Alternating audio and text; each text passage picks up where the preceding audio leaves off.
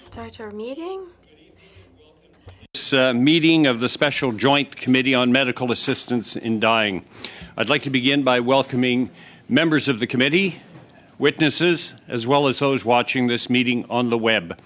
My name is Mark Garneau, and I am the House of Commons Joint Chair on this committee, and I am joined by the Honourable Yana Martin, the Senate's Joint Chair. We'll share in our responsibilities this evening. Today we are continuing our examination of the statutory review of the provisions of the Criminal Code relating to medical assistance in dying and their application.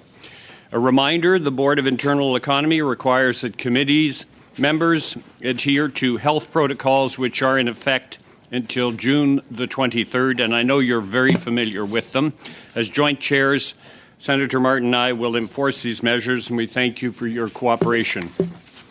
I would like to remind members and witnesses to keep their microphones muted unless recognized by name by one of the joint chairs. A reminder that all comments should be addressed through the joint chairs, and when speaking, please speak slowly and clearly. This is to help our interpreters. And interpretation in this video conference will work like in an in-person committee meeting. You have the choice at the bottom of your screen of either floor, English, or French. With that, I would like to welcome our witnesses for panel number one, who will discuss the issue of medical assistance in dying for mature minors in Canada. We have two guests this evening. The first we're still trying to get online, and that would be Henry Meehan, Indigenous Knowledge Keeper of the University of Waterloo. And I'm going to check to make sure I spell his name or pronounce his name properly. But also in person, we have this evening Ahona Meady, and I hope I pronounced that reasonably well, member and Just Recovery Research Lead of the Disability Justice Network of Ontario. Thank you to both of you for joining us, and we'll begin with opening remarks. Ms. Meady, if you are ready, we will begin with you, and we'll go to Mr. Meehan afterwards. In each case, you have 5 minutes. Okay. Please, the floor is yours.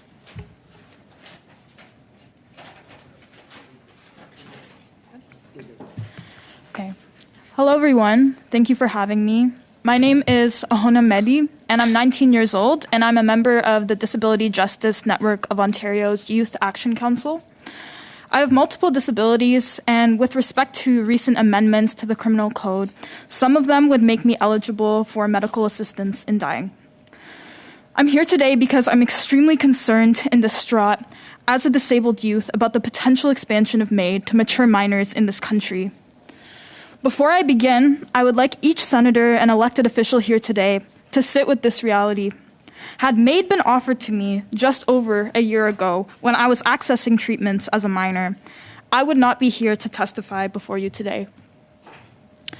Elected officials, you continue to claim that safeguards would be in place for this expansion, that the assessment of MAID applications will be diligent and intentional, but how is this feasible? In Canada, disabled youth pay up to $200 an hour for therapy, but you are looking to expand access to MAID for these youth and make it cost-free. I believe in the right to choose, but making MAID a default option for disabled children who have been failed by your systems equates to coercion, not choice. If this process is truly informed by disability rights and autonomous decision-making, why is it being undertaken during a global pandemic where healthcare professionals are being more overworked than ever? A recent survey by the Canadian Pediatric Surveillance Program shows us that Canadian healthcare professionals are steadily and increasingly being approached by parents of children, including infants too young to make an informed decision, regarding access to MAID. This is scary, and it proves that these discussions are only amplifying suicide messaging. How has knowledge around access to MAID for mature minors been made so widely accessible when the government consistently and intentionally refuses to make home care, palliative care, assistive devices, gender-affirming and culturally competent care, counseling, and other resources accessible to disabled youth? The potential of expanding Track 2 of MAID to mature minors scares me as I think about my past experiences within the healthcare system. When I was 17, my loved ones admitted me to a hospital with hopes that I would receive support and care. But I was met with the opposite. My assigned psychiatrist told me that I needed to get over my anxiety if I wanted to be successful. He told me that if I ever had a suicidal thought, I should just shove it in a drawer and lock it away. As a teenager, I was placed in spaces where I was consistently harassed by other patients, adult male patients. Rather than addressing the issues I was experiencing in the hospital and creating a safer space, I was consistently met with medication. This was done without taking the time to understand my situation, and I was often provided with treatments that worsened my conditions. I fear for disabled youth like me and those who have it worse than me, who could be offered MAID in place of treatment or care. In the same way our institutions continue to use prescription drugs as band-aid solutions for complex concerns, expanding MAID would be truly reckless. Placing the onus to choose between life or death on individual disabled children while neglecting the realities of systemic ableism in this country is truly egregious. You continue to claim you are centering the right for disabled people to die with dignity, but death cannot be the default option for disabled youth who are struggling. I am asking you to oppose this expansion and fight for an alternative where disabled youth are met with a government that wants us to live with dignity. I'm here asking you to pause and to slow down and to fight this expansion. I'm here because I refuse to let you discuss and question my right to live without me. I refuse to let you question the right for Black, Indigenous, racialized, disabled youth to live and be cared for, especially without making an intentional effort to create space for them. You claim you want to end our suffering, but you are only inflicting pain when you allow your fear of disability to inform your decision that those of us currently living with disabilities are disposable and unworthy of living. Thank you. Thank you, Ms. Mady. I see now that Mr. Miangun is with us. Mr. Miangun, I'm assuming you can hear me.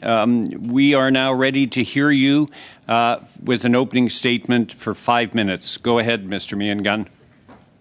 Good morning. Can you hear me okay? Yes, we can. Okay, thank you for allowing me to come and join you today. I'm a former chief of Chippewas of the Thames First Nation just outside of London, Ontario. And today was an interesting day. I now work at the University of Waterloo, and I'm the Indigenous Knowledge Keeper. I'm also a traditional healer. I work in organizations where we do Indigenous healing practices for various people trying to find their way of healing. But today was interesting day. I took my faculty dean over to the Mohawk Institute in Brantford, Ontario, where we went and memorialized the survivors of that school and the ones who passed away at that school. Today's topic really resonated very well with me in terms of a person's life. I really think this committee needs to have an Indigenous person and perspective to think about what we're going to do with the laws here in Canada. And as I was at the residential school today, I knew very clearly that there's a deep-rooted history here that really needs to be looked at a little bit more strongly in terms of life and the way that Indigenous people look at life in this world. We also understand that there is times when people find a very complicated lifetime and some of the hardship that they live through. But I think in terms of how Indigenous people look at life, it is really our Creator that we turn to at times like that.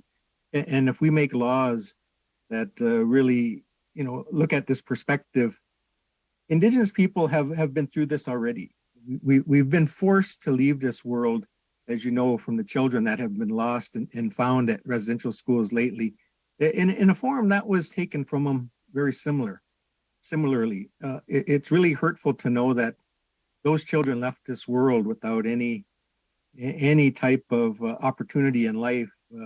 And I know that the survivors today are challenged too, mentally, physically, emotionally, and spiritually.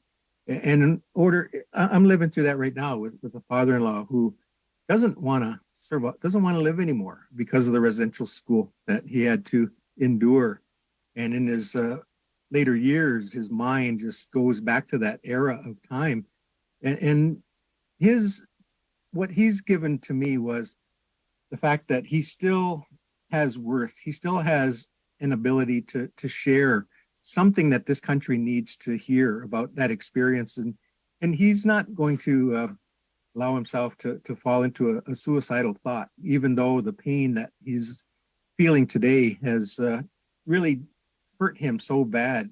And I think with today's topic and what we're discussing, we want to get involved in this conversation. Indigenous people throughout Canada, have endured all these terrible things. But today, I think when it comes to supporting people that can help themselves through alternative measures like Indigenous healing practices, I think, and I've seen it happen already with some people who have gone to that point of wanting to leave this world.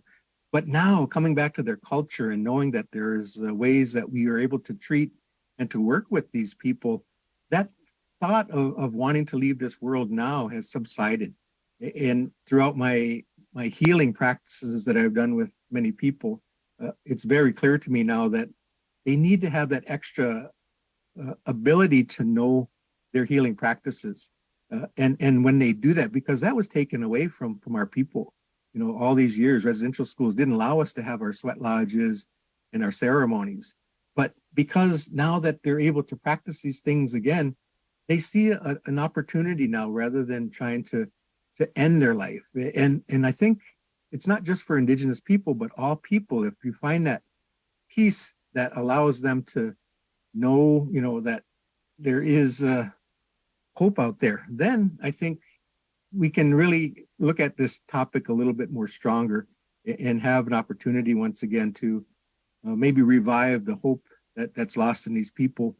But I also know there is times when people come to that point in life when, there is it's inevitable, and the pain that's they're feeling, is probably at that point. And I don't think medical professionals disagree, that there is times when that is doable. But until we get to that point, it has to come from the person. And I think we can support that and maybe make that decision a little bit later, rather than having somebody who's gone through this punishment in their own mind and wanting just to leave this world. So my message to you, is let's support this, committee discussion. But I don't know if there's any Indigenous people have been invited into these meetings and in hearing that perspective.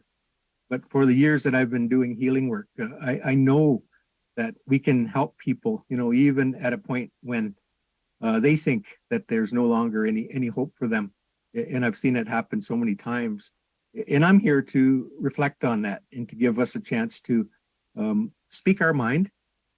There's nobody else in this country who's been through what we have been through, and the experiences that we can share at a committee level like this. I think it's very, very important for you to hear this, and for us to have these opportunities to share this knowledge that we have. So I hope that we're able to continue on with this discussion with these very important elements that I think needs to be addressed within this topic. Canada is a great country, but, we do need to include the people that have been here since time immemorial on these topics. And I know we've come through a hard time, and because of residential school, we're regaining those healthy ceremonies that we've always done. They were outlawed in this country for a long time. And now that we're regaining that, we're seeing people like my father-in-law being able to hold on a little bit longer. And then his knowledge gets passed on to his children and grandchildren. So I wanted to share that with you today. Thank you. Thank you very much, Mr. Meehan, and we'll have a chance to ask you questions in the next hour. So thank you very much for those opening statements. Just for your information, we have had Indigenous witness in our last session, for example, and of course we have more sessions to go. I will now hand it over to my co-chair, Senator Martin, for the first round of questions. Thank you. Thank you, Mr. Garneau, and thank you to our witnesses for your compelling testimonies today. We'll begin this first round with Mr. Barrett, 5 minutes. Thanks very much, Madam Co-Chair. I'd just like to, through you, thank both of our witnesses for appearing here today, sharing their perspective on this difficult topic. I'm going to start with my first question for Chief Mayengun. First of all, again, thank you for bringing your experience and your perspective to us, Chief. The capacity that children have to make decisions, I think, is really important, and I'd like to get your perspective on that. I think we sometimes take for granted, and other times we are very protective of our children based on their susceptibility to influence. You know, I think about things like alcohol, tobacco, lately vaping, narcotics, and the protections that we offer to youth. You know, all advertising in the province of Quebec to youth is restricted. And so I'm just wondering what your perspective is on an offer or information provided to youth, or specifically that youth is living with suffering. I think it would be beneficial to that youth if there was an Indigenous healer or a practitioner alongside with that medical perspective. And now we're seeing youth wanting to get back into the culture and doing these things. So I think the benefits of that would be astronomical, to be able to have that child know that there is in their own culture ways of dealing with these issues. But when I work with Dr. Conroy in Toronto, he's a lawyer and a doctor. And when we bring the medical traditional healers in with them, the children that come into Anishinaabe Health in Toronto are a lot better off. You know, at least they feel comfortable with the knowledge that they're getting. So I really think it needs to be both of those in that scenario to talk to these children, because the trust is coming back to the Indigenous knowledge keepers with our young children. And I think when there's a medical professional there, they have part of it. It's the research and knowledge that way, but there's a spiritual element to these children that the knowledge keeper would be able to provide. So right. I think in a best case scenario would be having both of them together to work with them. Thank you, sir.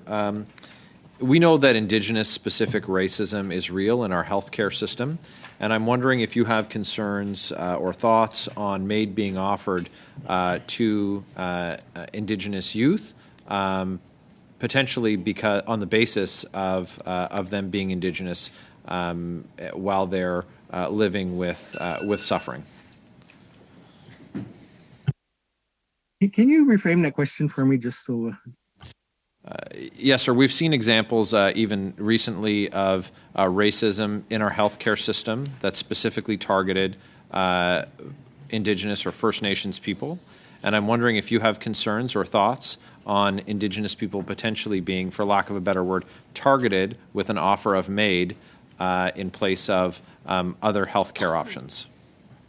Absolutely. That concerns me very much so, especially in the northern communities, where they only have one doctor, and sometimes they have to fly in or have them on Zoom.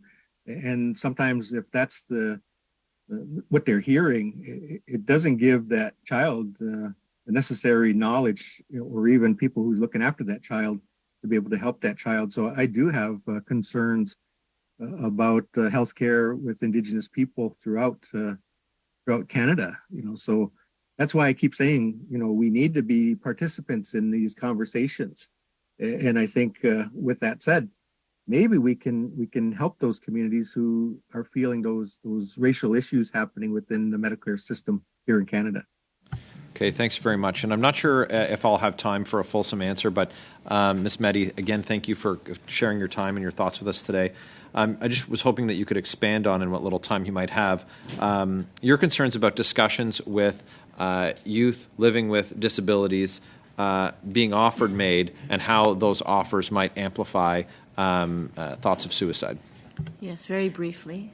Thank you. Okay, yeah, I think suicide messaging is a huge thing. I think when we are hearing it from our peers, when we're hearing it from the media, it's huge. But also, I think it's going to be a lot more drastic when you're hearing it from the government, from the state specifically, an entity with so much power.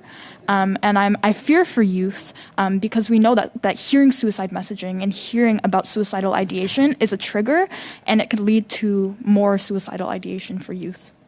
I'm going to Thank you, interrupt the meeting for a second. There is a person at the back. I don't know his name. I told him to put on a mask. He is not. Sir, please leave. Right away. Mr. Chair, maybe you could put on a mask. Do you know the rules?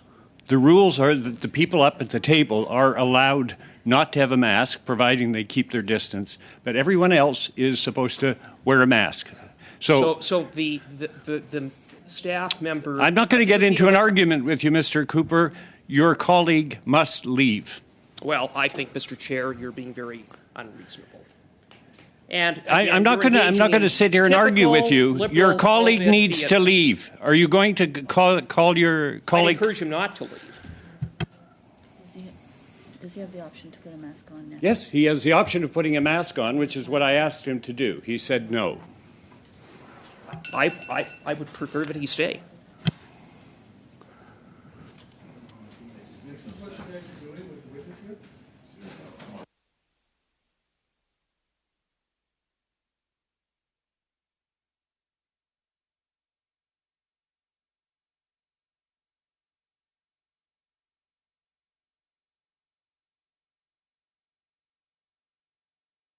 But your colleague needs to put on a mask. Those are the rules of the Board of Internal Economy, and I'm not going to bend on that.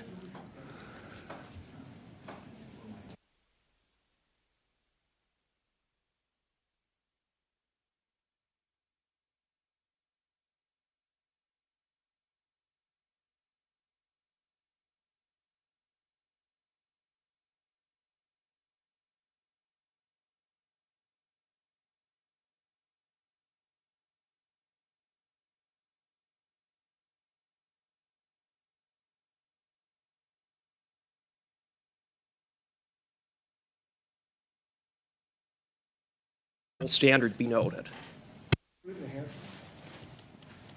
You bet. I'll note what you have said tonight, Mr. Cooper. You're not following the rules of the Board of Internal Economy. Standard. So please, let's carry on. We have next Mr. Maloney for 5 minutes.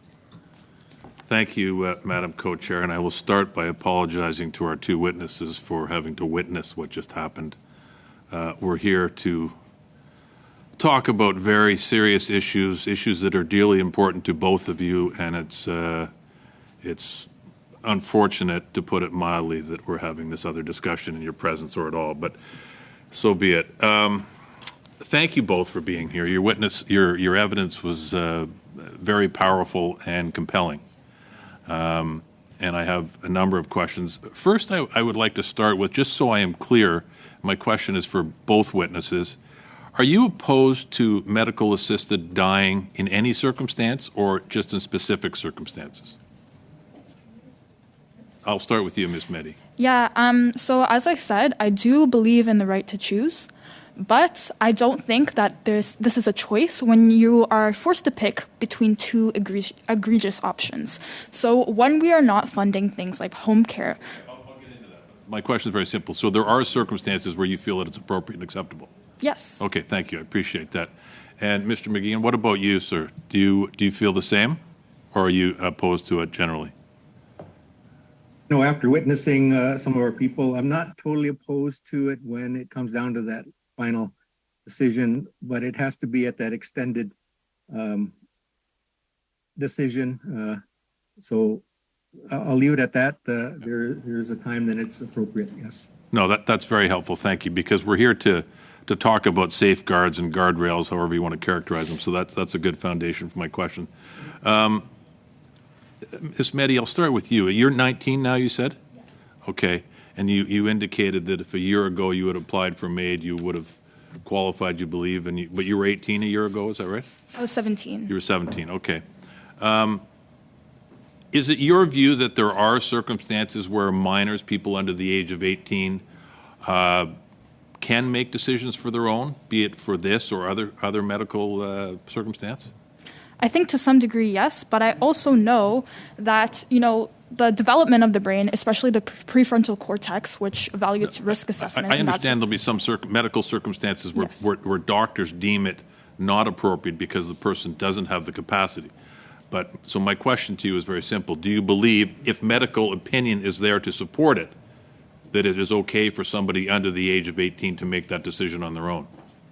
I think that if that were to be the case, I think that we need to slow down and evaluate and talk to more professionals with respect, about though, it. ma'am, it's a yes or no question. So you're saying, I agree you need to slow it down in certain circumstances, but the question is very straightforward. There are circumstances where a person in that situation could make that decision, because at the end of the day, what we're talking about is individual choice. So your view is that somebody under the age of 18 who does have the capacity, which is supported by medical professionals, should be allowed to make medical decisions on their own? Well, what I'm going to say is I don't know. I don't have that information. Okay. But I think, we also need to be putting, we can't keep putting this topic of individual rights before the topic of collective responsibility. Okay, well, let me digress for a second here. You mentioned palliative care, for example, and I assume you did so because there's divergence of opinion in the palliative care field about MAID. Is that why you said that? And that people should be entitled to services before they have access to MAID. Is that fair? Yes, absolutely. Okay. All right. Well, because we've had a number of witnesses, as I said, in the palliative field, people who practice in that area, there is a conversion going on. And people are learning more about MAID. And the conversion is based on situations where they're comfortable with the safeguards that have been put in place. But more importantly, they're doing it on the basis that their patients want it to happen, assuming those safeguards are in place. Do you think those circumstances are appropriate if those safeguards are in place? Honestly, I don't think I can answer that. Okay, thank you. My last question is you said this is, and I don't want to misquote you, said this is inflicting pain on people with disabilities. I am strongly of the view, as is everybody around this table, that nobody should be forced into any circumstance. And somebody who has a disability should not be at a disadvantage because of that. But can you clarify perhaps how you think this is disadvantageous to people who have disabilities?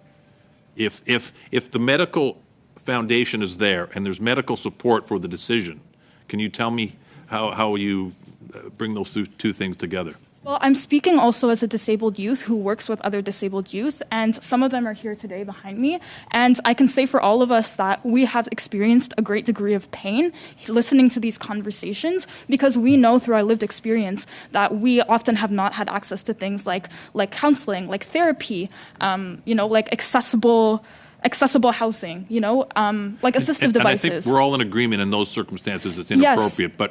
But where the criteria has been satisfied, you feel that it would be appropriate? No. Okay. Thank you. We will next go to Monsieur Thériault for 5 minutes. Mr. Thériault, you have 5 minutes. Thank you very much, Co-Chair. I'd like to thank the witnesses for their testimony. These issues are always interesting. It's always interesting to hear about experts, yes, but about people who have the lived experience. This question is for both witnesses here. I think you will agree with me to say that disease does not have any barriers, origin, sex, gender, age. It can strike anybody. So if it's a right that's given to patients in an age of majority, why would we not be able to offer the same services to people between 14 and 18 years old? Ms. Mehdi. Yeah, so like I saying earlier, we know that the development of the prefrontal cortex, which evaluates risk assessment and decision making, it's not fully developed until well into the second decade of life, sometimes into the third decade of life. And so we can't expect youth to be making these decisions. And also, another thing is, we can claim that doctors will be really, they will follow procedures that ensure that, these decisions are really intentional, and we know that the person who says they want to receive MAID is rational or that sort of thing. But masking is a huge, huge thing that disabled people use, especially disabled youth, throughout, having to navigate healthcare systems that consistently show us that they don't care about us and are not supporting us. Pour éviter de faire un faux débat, excusez-moi. I'm sorry to interrupt you. We're just very limited with time here, and I also want to hear Mr. Meegan, and then I have a small comment to add. So a quick answer from you, please, Mr. Meegan. I didn't have the translation headphones. Mr. Meegan, do you have headphones that you can put on? No, they sent some, but... Oh, you could adjust. You could click English at the bottom right-hand part of your screen to interpretation. Yes, for interpretation. Select the English, please. So, Monsieur Thériault, would you like to repeat? Mr. Thériault, could you please repeat your question? Monsieur Thériault. Oui, je vais faire ça simple. Yes, I'll try to make this as simple as possible. In which cases do you think MAID could be authorized or not? I can barely hear that. MAID could be authorized or not? That was the question. In which cases? For mature minors, in the case of mature minors. Okay. I think it's got to go on a case by case here. With the advice of a medical practitioner, somebody under 18, I think with a guardian, somebody or a parent or somebody like that would finally make that decision. Every case is different, so we can't just have a blanket statement saying yes or no on that. I think every case is going to just take... En éthique clinique.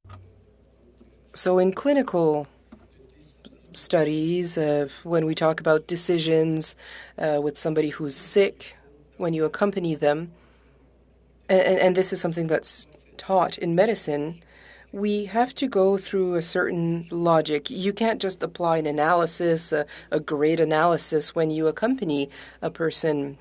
You have to hear their suffering. You have to hear them talk. You have to hear what they want, what they have to say, what they're thinking. So do you not think that this approach, with an evaluation that considers all of the criteria, would this not represent some kind of safeguard, and would it not be a good practice that would be sufficiently safe?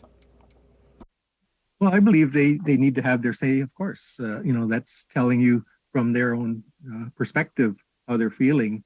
So I think it's very important that we hear that perspective. So with that said, all of the medical information available along with the information of the person is very important. Yes, I would agree. Aux Pays-Bas.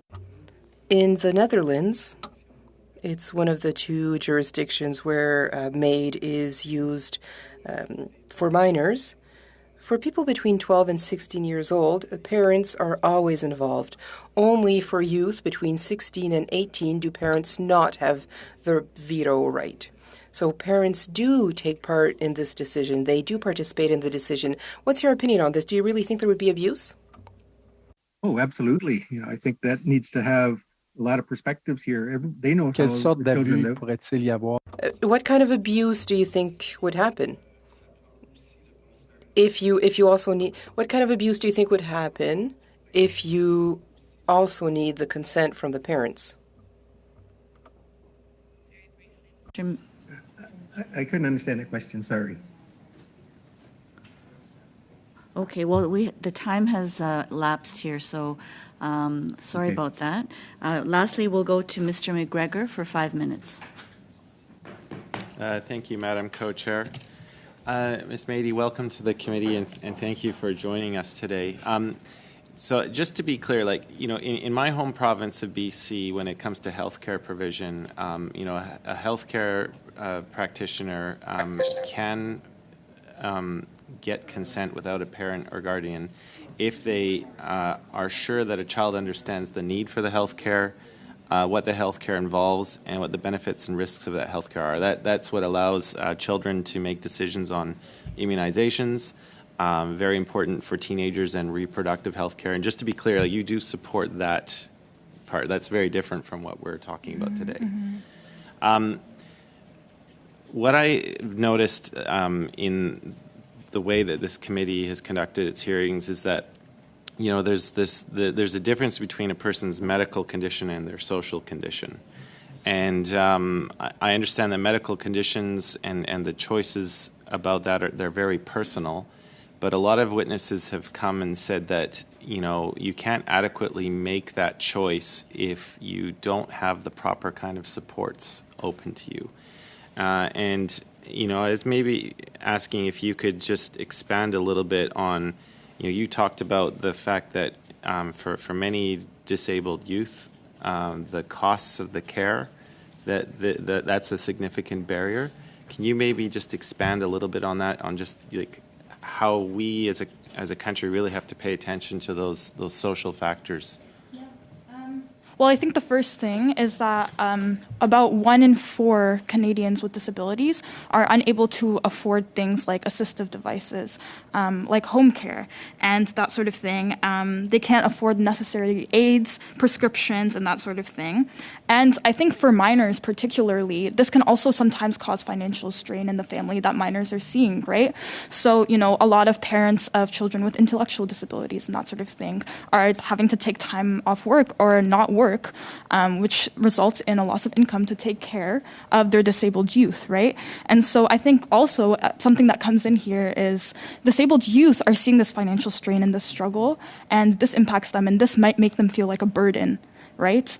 And this feeling of, you know, feeling like a burden is not a reason to die, right?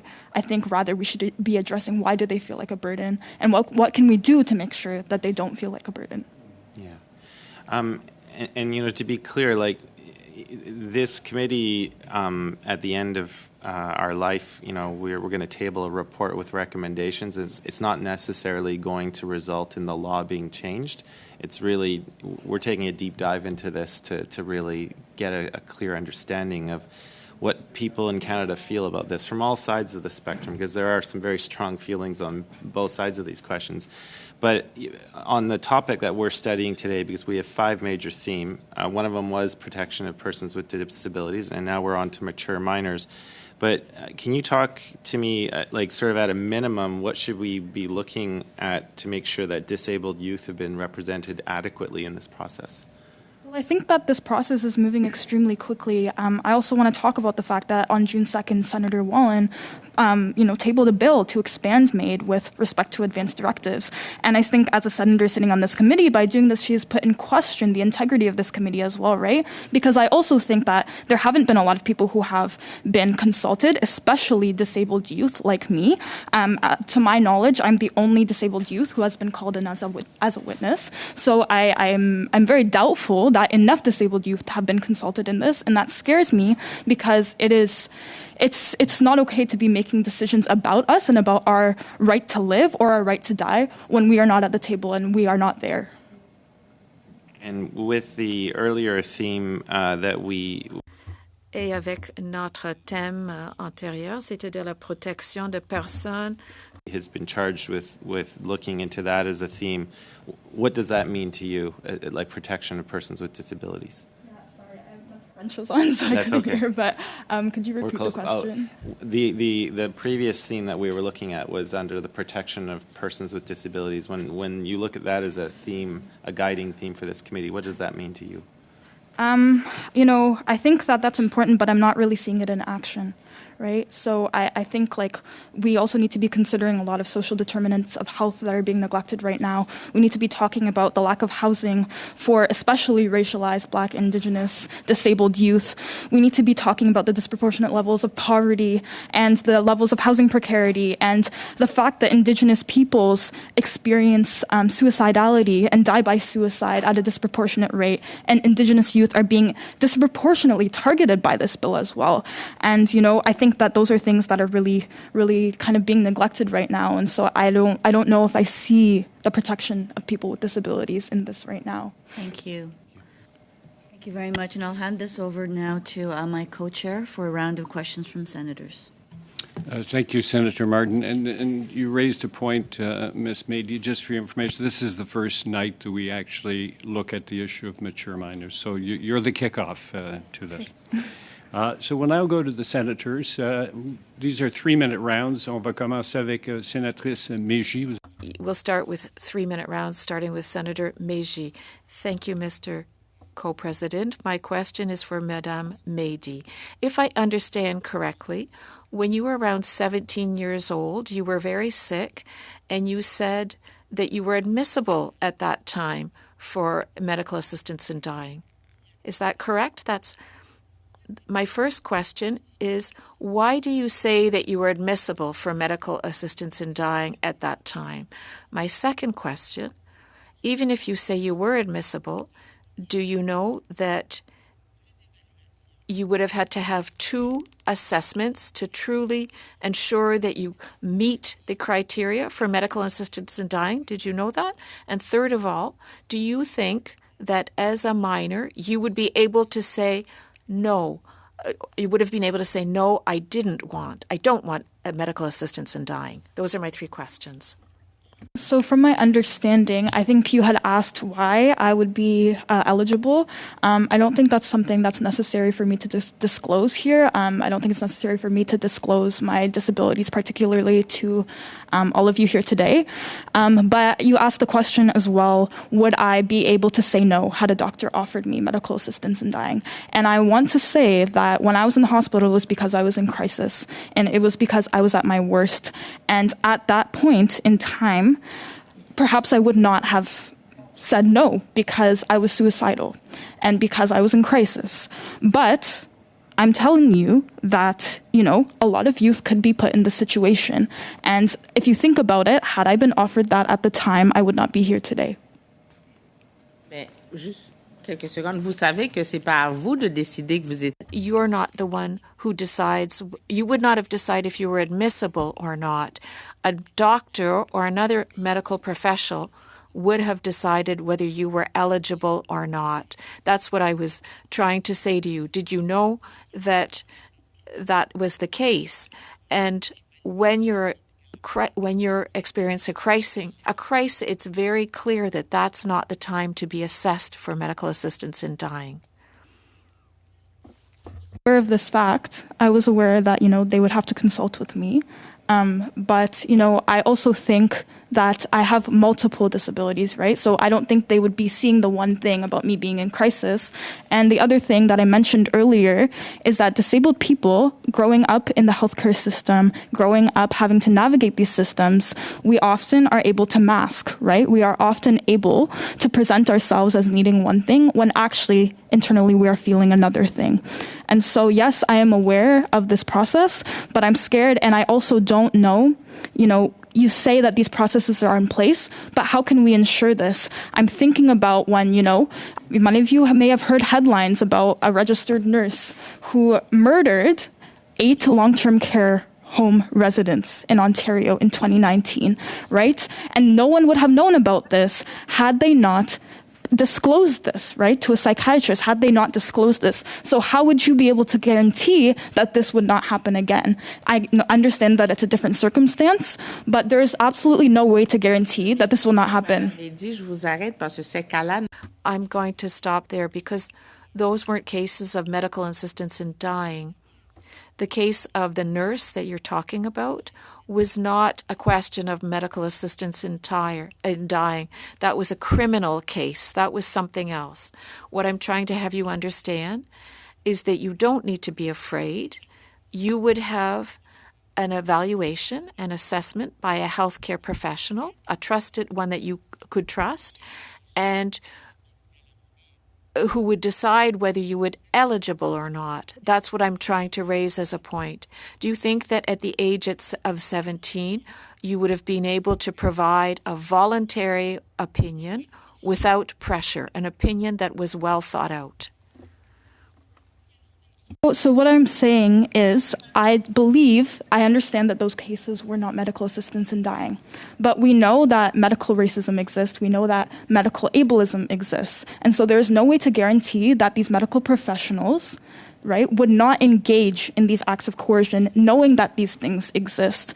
And I'm saying, as a 17-year-old, I have a lot less power than those people in positions of power. So I would be in a very vulnerable situation. Thank you. Merci, Madame Mégy. Senator Kutcher. Thank you very much, Mr. Chair. My questions, there are two questions, and they're for both witnesses, and thank you very much for being with us today. MAID for mature minors is currently available in some countries.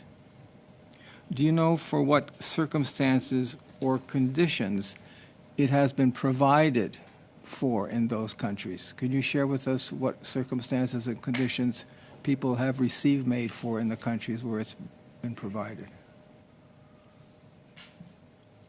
Do you want to start, Ms. Médy? I'm sorry. I don't know particularly, but I would assume around terminal illness, chronic illness. Sorry?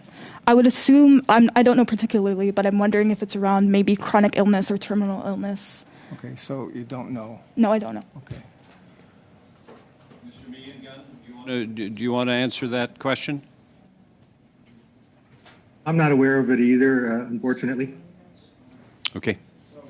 Thank you for that and for your honesty about that. The second question is, again, to both of you, have either of you spoken to a young person who is terminally ill and experiencing intolerable suffering and who wants to be assessed for MAID? Have you spoken to a person, a kid, a young person, a mature minor who is in that circumstance? Yes. Uh-huh. Yes. And what was the situation? I don't think that it's appropriate for me to disclose. It's a very personal information. It's hard to evaluate that. Sir, what about yourself? I have, and it was very interesting, this conversation I had with her when we actually did a naming ceremony for her. Right. She was considering this, and when she did, a lot of her thought process changed because it wasn't as bad as she felt after we did our ceremony. And we were in that same situation where I think, as I said earlier, when they did have the right people there to assist them, it helped them along tremendously. So that's why I said that the ceremonies are really important. When this young lady was considering that strongly, we along with the medical professionals at the time, I guess things changed for her, and she didn't have that thought of maids after the ceremony. I can't tell you how exactly, but she did change her thoughts on it. Well, thank you very much for that. I think that's a very important point that you made. And what I heard was that you said that you and the medical professionals worked with her to have these ceremonies. You tried to meet that person's needs, and as a result of the intervention, that person changed their mind. So I thank you very much for sharing with the committee how important those kind of conversations are and meeting the person's needs. Thank you very much for that. Thank you, Senator Kutcher. Senator Dalphond. Merci, Monsieur. Senator Dalphond, thank you, Mr. Co-President. Sir, I'm not sure I do understand your position. Are you opposed to anybody who is 18 and below to have access to MAID, or you say that even in the mid-20s the brain is not yet properly formed, but you accept 18 is okay even if the brain is not properly formed? I also don't believe that past bills that have been passed were I don't think it moved slowly enough. I don't think enough people were consulted. So yes, I think that's a great point that you're bringing up, that even those, it can't be like, right at 18, you are able to evaluate whether or not you want to die, right? I think that there needs to be more of an evaluation around all ages for all disabilities. So yeah, it's not like a hard cutoff, it's just under 18. I think for everybody with a disability, there needs to be more information, and there needs to be more work and more space to consult with these people. You're right that the choice has to be an informed consent, and it has to be coming from the patient, not from the doctors. And it has to be based on the situation as assessed by the person first, and then assessed by two independent persons, and maybe more people even. And that's not good. But if you have somebody, you said it's difficult to put a line somewhere. So if you have somebody who is 17 years old, suffering from cancer, a terrible pains and sufferance, and he's asking, or she is asking for access to MAID, you will deny that?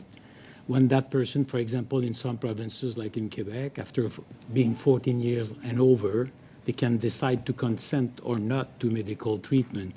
So that person could refuse to get another treatment and decide that I want to end my sufferance, and you will deny in such a case? Or you think that there should be no hard line, so in such a case we could say yes after properly assessing the situation? Yeah, can I ask, what is your specific question again? So my question is that you have a case of somebody who is 17 years old, is in terminal cancer with no chance of being curable, but may have another 6 months to live, and that person is asking to put an end to the sufferance to receive MAID. Would you deny in such a case the situation, or according to you it should be based on that person's request and an assessment of his or her situation, and then in such a case, even if the person is 17 years old, should be provided MAID?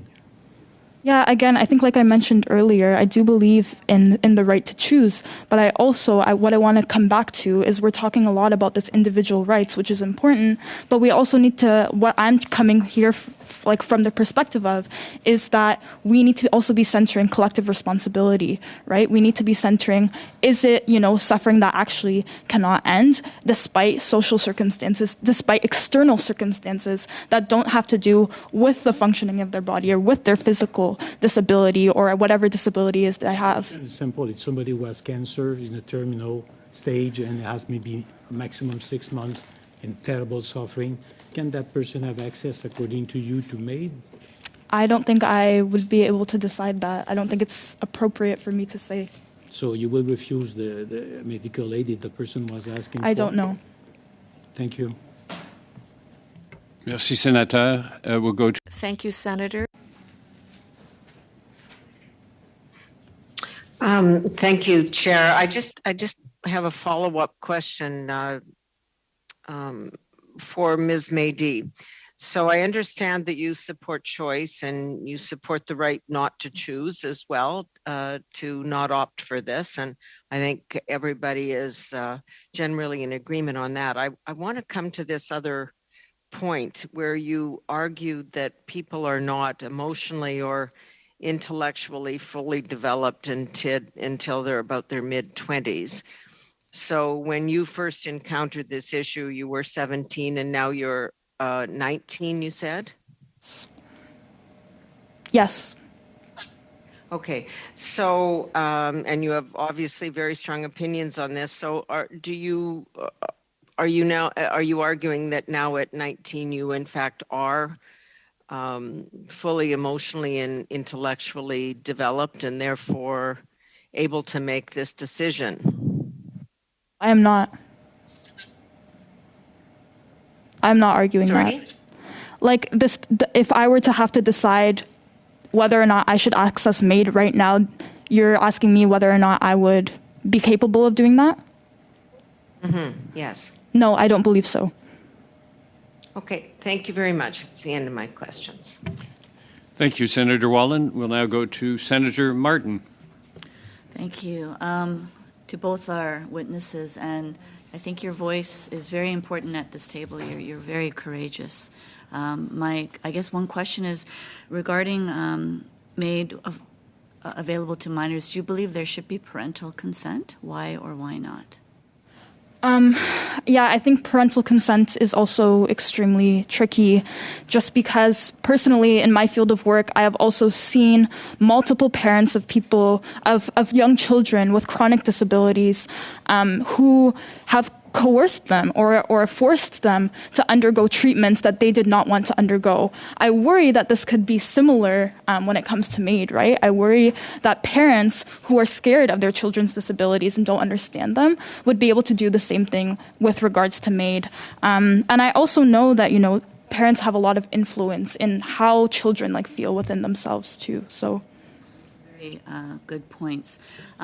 Chief Miengun, I was hoping to, ask you about the consultation process. We've heard from officials, and we feel that not enough consultation has been done with Indigenous people, Métis, and Inuit peoples. So are you having these conversations with members of your community? Would you share with us whether there has been adequate consultation, and what are your community members saying?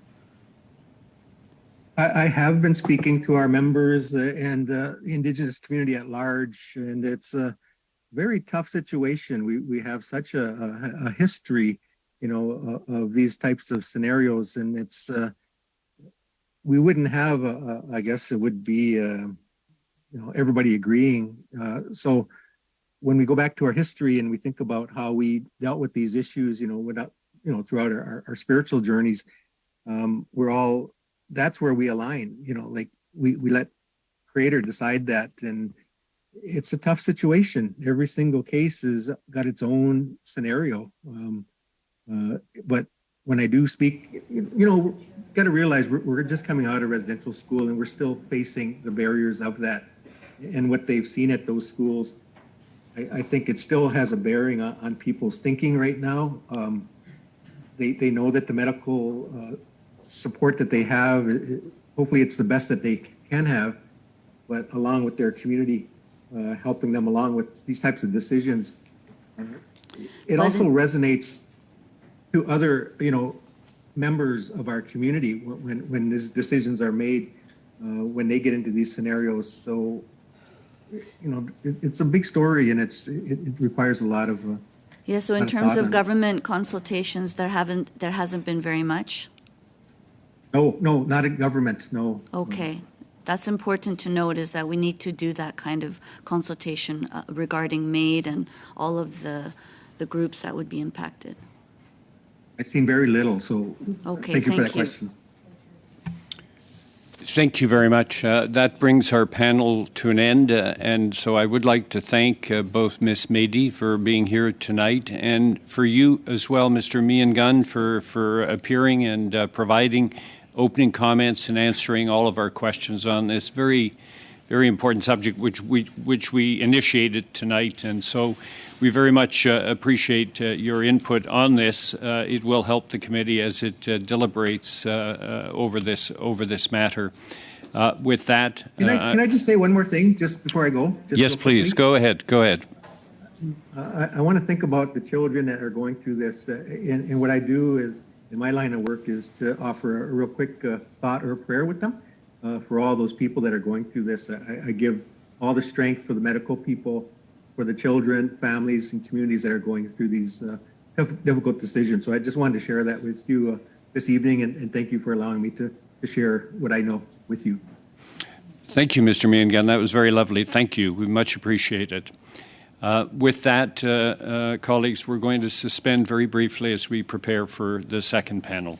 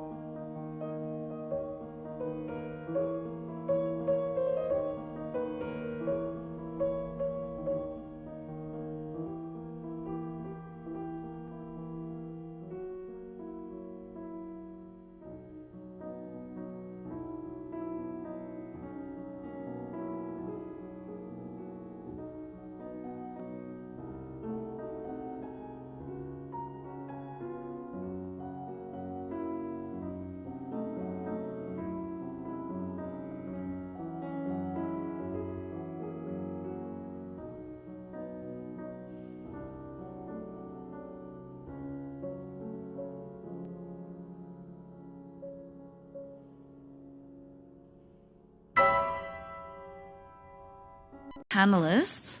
As an individual, we have Constance McIntosh, professor, and from the College of Physicians and Surgeons of Saskatchewan, Mr. Brian Salt, who is a lawyer.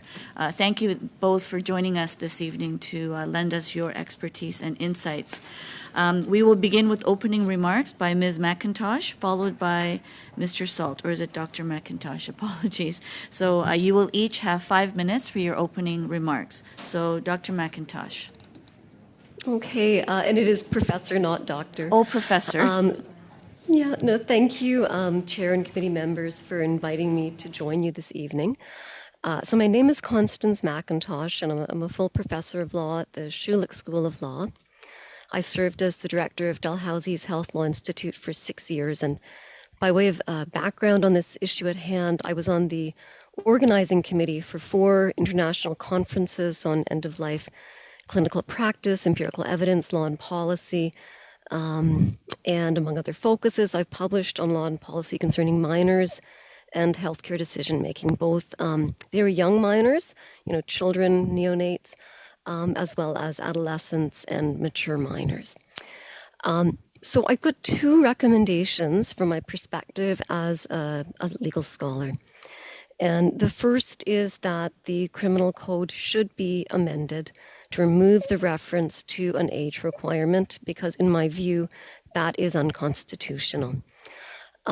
If the committee concludes an age needs to be included to ensure public confidence, I would recommend placing it at 12, because that's in line with the psychological evidence about capacity development, where it's just so unlikely a child younger than that could be found to have decisional capacity to make this sort of decision, and so that sort of an age bar would be constitutional. Further, I recommend developing regulations or introducing another amendment to the code itself that codify or potentially enhance the existing process for assessing decisional capacity of youth were they to seek to access MAID. And I think this is required as a matter of public transparency, because the public doesn't know about the concept of a mature minor. And also for public confidence, I think that we need to be very clear, if we take this step, about how the potential vulnerability of youth is recognized and assessed. So I've got 5 reasons for these recommendations that I'll slide through. First is that the MAID regime, it's based in the actual decisional capacity of each individual. And so given that foundation, it makes no sense to disregard the actual decisional capacity of people just because of their age. Secondly, the MAID regime's approach to consent and to capacity, it should be consistent with Canadian clinical practice and law on healthcare decision-making by minors. And those are crafted to assess the situation of each individual and their potential vulnerability. And as I'm sure you know, being under the age of 18 is not an absolute bar to minors making their own decisions about medical procedures, including decisions to withdraw or withhold life-sustaining treatment. Now, the regimes vary in their details across the provinces, but at their heart, they all turn on the maturity of the youth, and in particular, whether the individual understands and appreciates the nature and consequences of a decision, and any possible alternatives, of course, and their consent is freely given. In assessing that, experts look to factors like maturity, life experience, and the youth's psychiatric, emotional, and of course psychological state. And then a team of experts decides if the minor truly possesses the required maturity to make whatever the medical service decision in question is.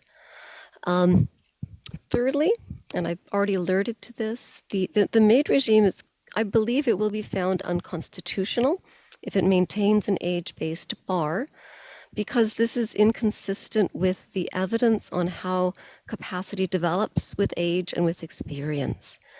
And so because this absolute age bar bans youth who do in fact possess capacity, because it bars them from accessing MAID, and they don't need the protection of a ban, it's going to be found overbroad.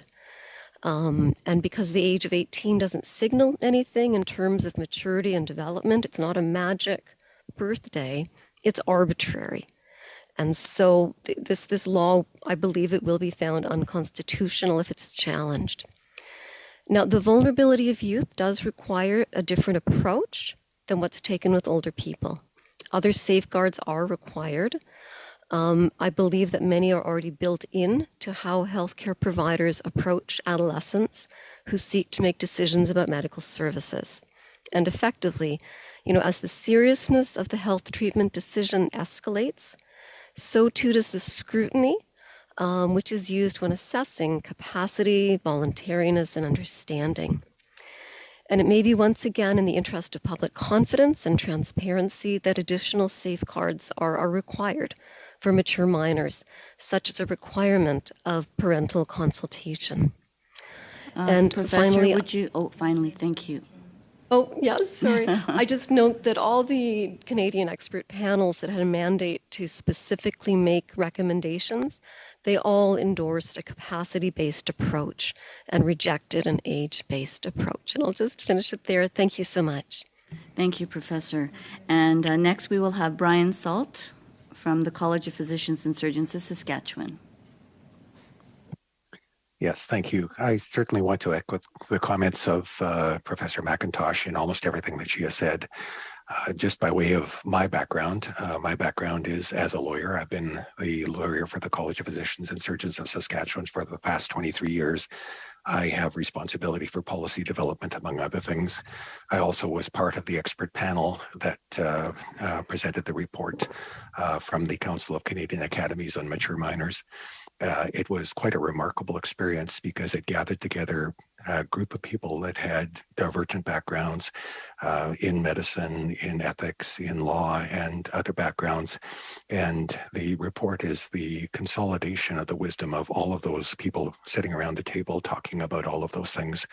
Finally, I was part of developing the draft policy for the Federation of Medical Regulatory Authorities of Canada, as well as the actual policy of our college as it relates to medical assistance in dying. So that is my background. The first point that I'd like to make is that the Supreme Court of Canada in AC and Manitoba has, I think, recognized that the decisional capacity of an adolescent is not dependent upon age, and that adolescents who have decisional capacity are entitled to make their own healthcare decisions. And that includes circumstances in which the result of those decisions may be causing death. The second point I would make is that many of the individuals who access medical assistance in dying are individuals of quite advanced age, some of whom have somewhat diminished capacity, but still capacity to make their decisions. And the result is that I suggest that it is quite anomalous that individuals of an advanced age with somewhat diminished capacity are entitled to access medical assistance in dying, provided that you have the capacity to make those healthcare decisions, but yet that is denied to individuals under the age of 18 who may well have more decisional capacity than some of the individuals that are currently accessing MAID. The next point that I would make comes from the discussions and the information that was gathered by the Council of Canadian Academies group, of which I was a part. And there's often a great deal of concern that adolescents tend not to be as concerned about the outcome of their decisions, that they are risk-taking and their prefrontal lobes are not fully developed, and consequently their capacity for executive functioning is somewhat diminished as compared to individuals who are somewhat older. And the evidence of that is fairly compelling. However, the evidence that has been gathered with respect to individuals who have life-threatening illnesses, who have dealt with that for a considerable period of time, demonstrates that they are fully aware of the consequences of their health condition, are very informed about those, and are very thoughtful about the decisions that they make. So if medical assistance in dying for adolescents is to be allowed, if they have decisional making capacity, What it means is that you will not be dealing with those individuals who are thoughtless, who are risk-taking, who are doing all those things, but rather you'll be dealing with individuals who have a quite sophisticated understanding of their health condition and are capable of sophisticated thought in terms of how that health condition may progress. A concept that was new to me at the discussion with the Council of Canadian Academies was an issue of relational autonomy. All of us are embedded in our relationships with our families and with others. And the way of looking at the patient autonomy is not necessarily to look at it exclusively as an individual, but also a recognition that decisions are made in the context of the relationships with those who are around them, families. In the case of adolescents, that will very often be parents, or it may be other caregivers. So I suggest a couple of things. One is that I suggest that the discussion around medical assistance in dying and whether it should be available to mature minors should not focus on whether it should be allowed, but rather there should be additional safeguards for individuals who are required to undergo additional safeguards that are not required of adults. And there are two things that I think that might potentially be considered by the Parliament in order to implement that. The first is, again, the recognition of relational autonomy, a recognition that a decision to access medical assistance in dying affects those around you, whether you're an adult or whether you are an adolescent. And that it may be worth considering that parents should at least be involved in the decision and should in fact be aware of the decisions being made. However, my suggestion is that does not require consent. One of the recognitions in the report from the Council of Canadian Academies is that if parents are required to actually consent to the death of their child, they may feel very reluctant to actually be involved in the consent and may feel very guilty and unwilling to provide consent. And that could deprive an adolescent with full capacity of their ability to end their intolerable suffering. And the second thing that I think that you might want to consider is what the Parliament has done with respect to individuals whose death is not reasonably foreseeable is a requirement that there be the involvement of somebody with expertise in the health condition if the individuals doing the assessment do not have expertise in that health condition. And something similar to that might be considered with respect to the potential of extending this to mature minors. The one concern about that that's been identified is that the availability of these kinds of services is somewhat inconsistent across Canada. So the requirement of, for example, a psychiatric consultation is probably relatively easily met in downtown Toronto. In rural Canada, I think it is much less easily met. So those are my opening comments, and I'm looking forward to the opportunity to have a discussion with the members of this panel. Thank you so much. Thank you, Mr. Salt, and thank you to both of our witnesses. We'll go into our first round of questions, and we'll begin with Madame Dominique Vien. Merci, Madame la Présidente. Thank you, Madam Chair, and thank you to our witnesses for being here tonight. I have a question for Madam McIntosh. Professor McIntosh, you said that when it comes to mature minors, a different approach would be needed, that other safeguards should be established. So I'd like you to tell us more about what should be done when it comes to new safeguards.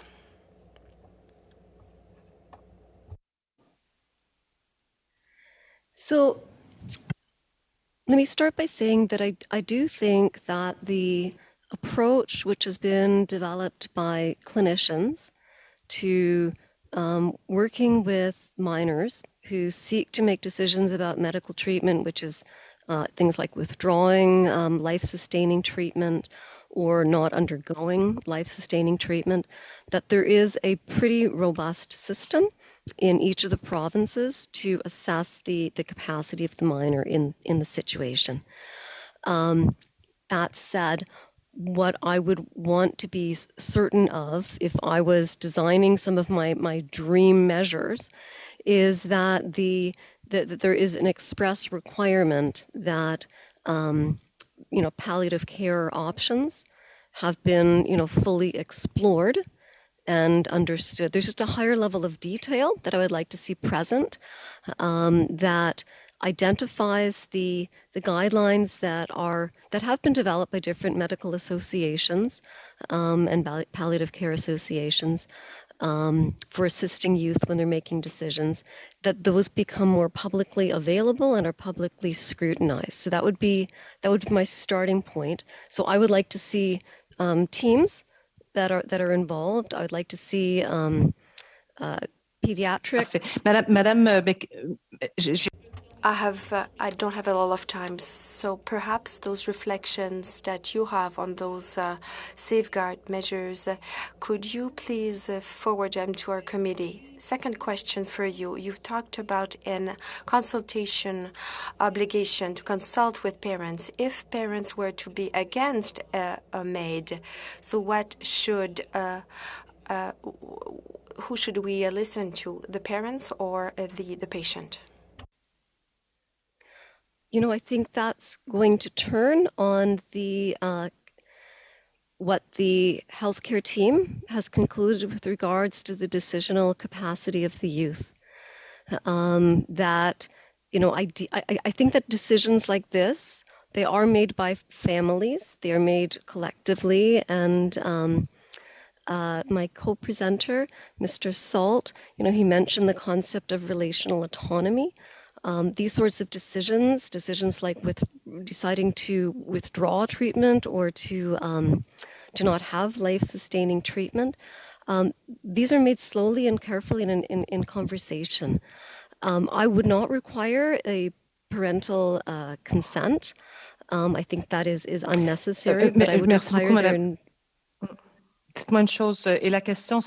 And I'm sorry to interrupt again. We just don't have a lot of time. Do you think that the Canadian population is there now? Are they ready to accept this? Are they ready to accept that mature minors would be admissible to MAID? Is that the feeling that you get? Monsieur Salt. It's for Mr. Salt, the question. My apologies. To the extent that there is evidence out there, it is older evidence, again, in the report of the Council of Canadian Academies, and the population appears to be quite split in terms of what their perspective was a few years ago. What I think I can say is that over time, MAID as a concept generally, ignoring whether it's mature minors or otherwise, has been much more broadly accepted, and the increasing acceptability of medical assistance in dying, I think, is part of what the public believes. But I have not seen any recent polls in the past several years that have addressed what the population of Canada thinks about the potential of opening this up to medical assistance in dying for mature minors. To the extent that I've seen information, it accepts that the mature minors do have a right to make healthcare decisions, including in situations in which that may result in their death. So it may well flow that there would not be a great deal of concern, providing that the safeguards are in place and other things are there that would provide assurance that these decisions are informed decisions. Thank you. Okay, thank you. That's 5 minutes. Professor McIntosh, the time has run out for this time.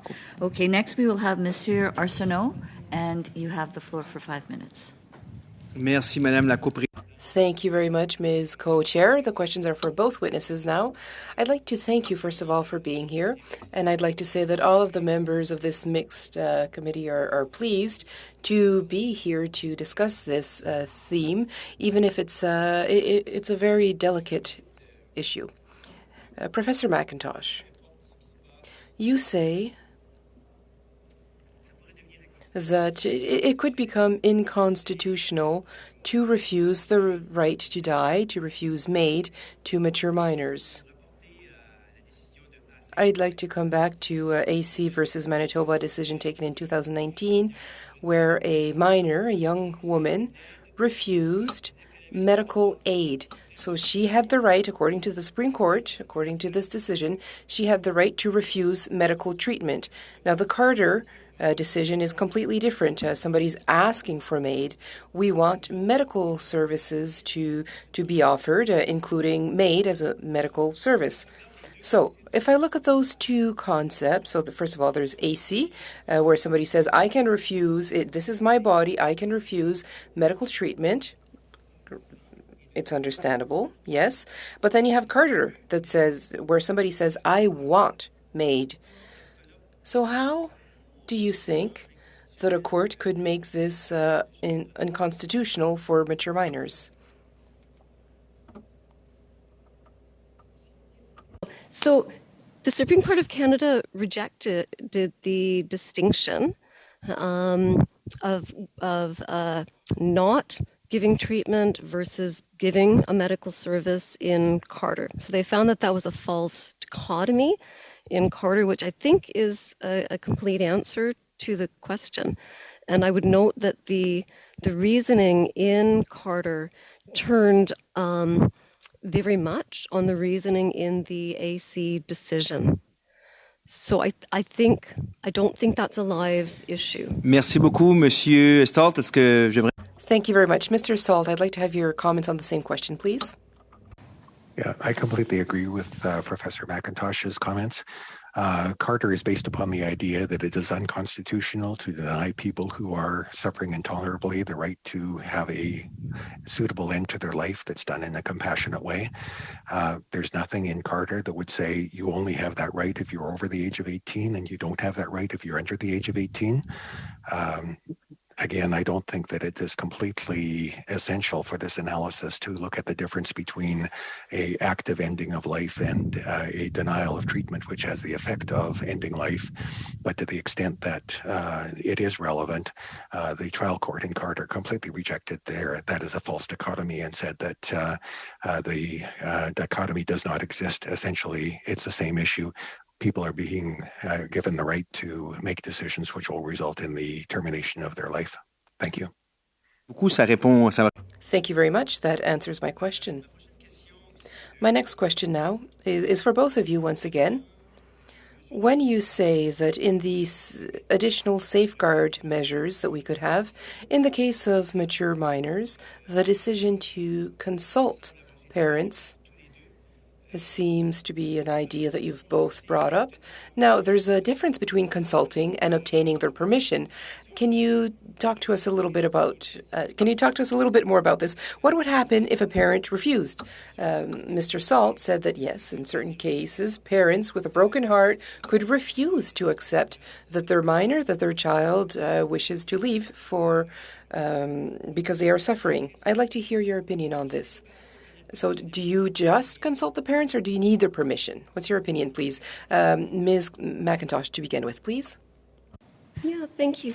So, no, in my view, if the healthcare treatment team has determined that the youth has decisional capacity and is psychologically and emotionally and psychiatrically stable, and understands the decision at hand, understands the consequences and the irreversibility, then I think that it is an affront to their dignity, to their basic charter rights, for their parents to be able to overrule that decision, and so to make the outcome turn on the consent of the parents.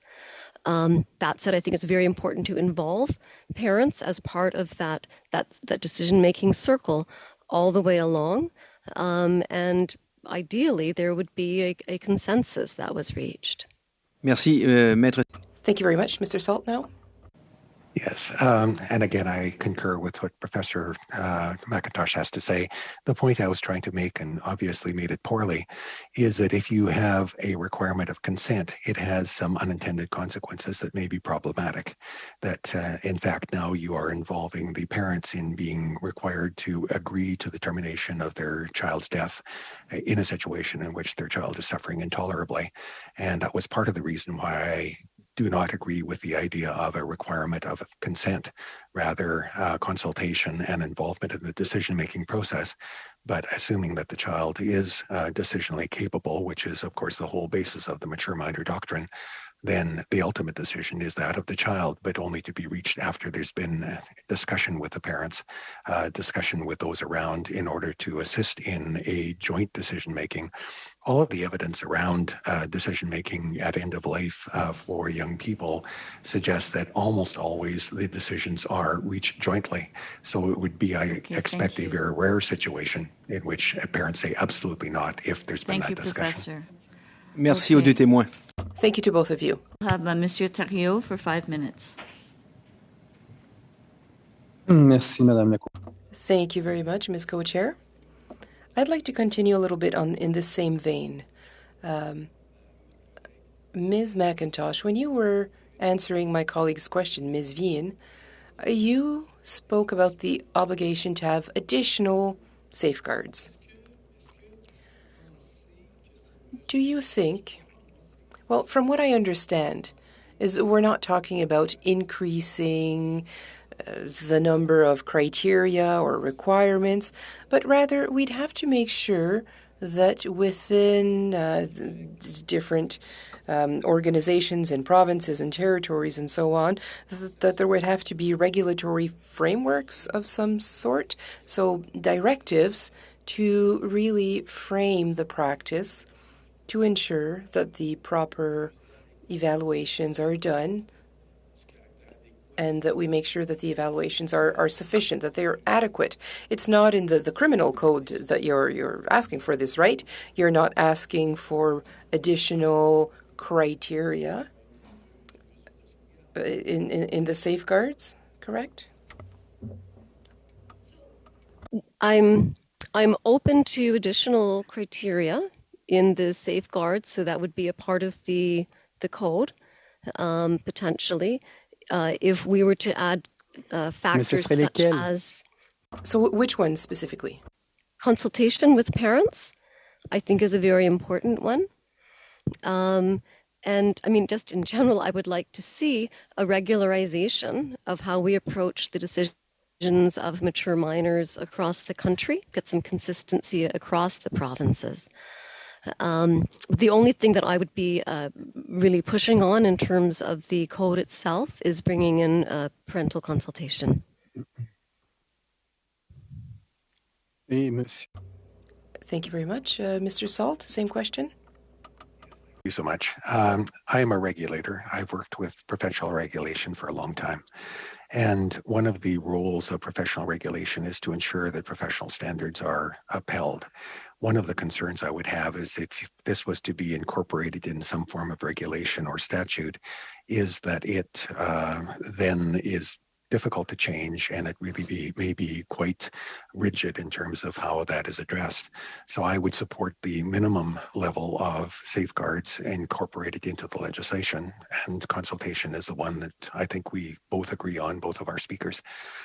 In terms of any additional requirements, I think that you can rely upon the regulators across Canada to provide guidance, which we have done, which I think that all of the regulators across Canada have done when we provide that guidance to our members to say, this is what we expect of you if you are to be involved in medical assistance in dying.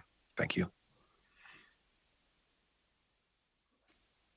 Sur la question de... Now, on the question of consulting parents, from what I understand, we have few data on this. There aren't a lot of people who can come testify about their practices in these cases because it's not something that we do in Canada, and there are only two other administrations, two other countries who do this. So from what I gather,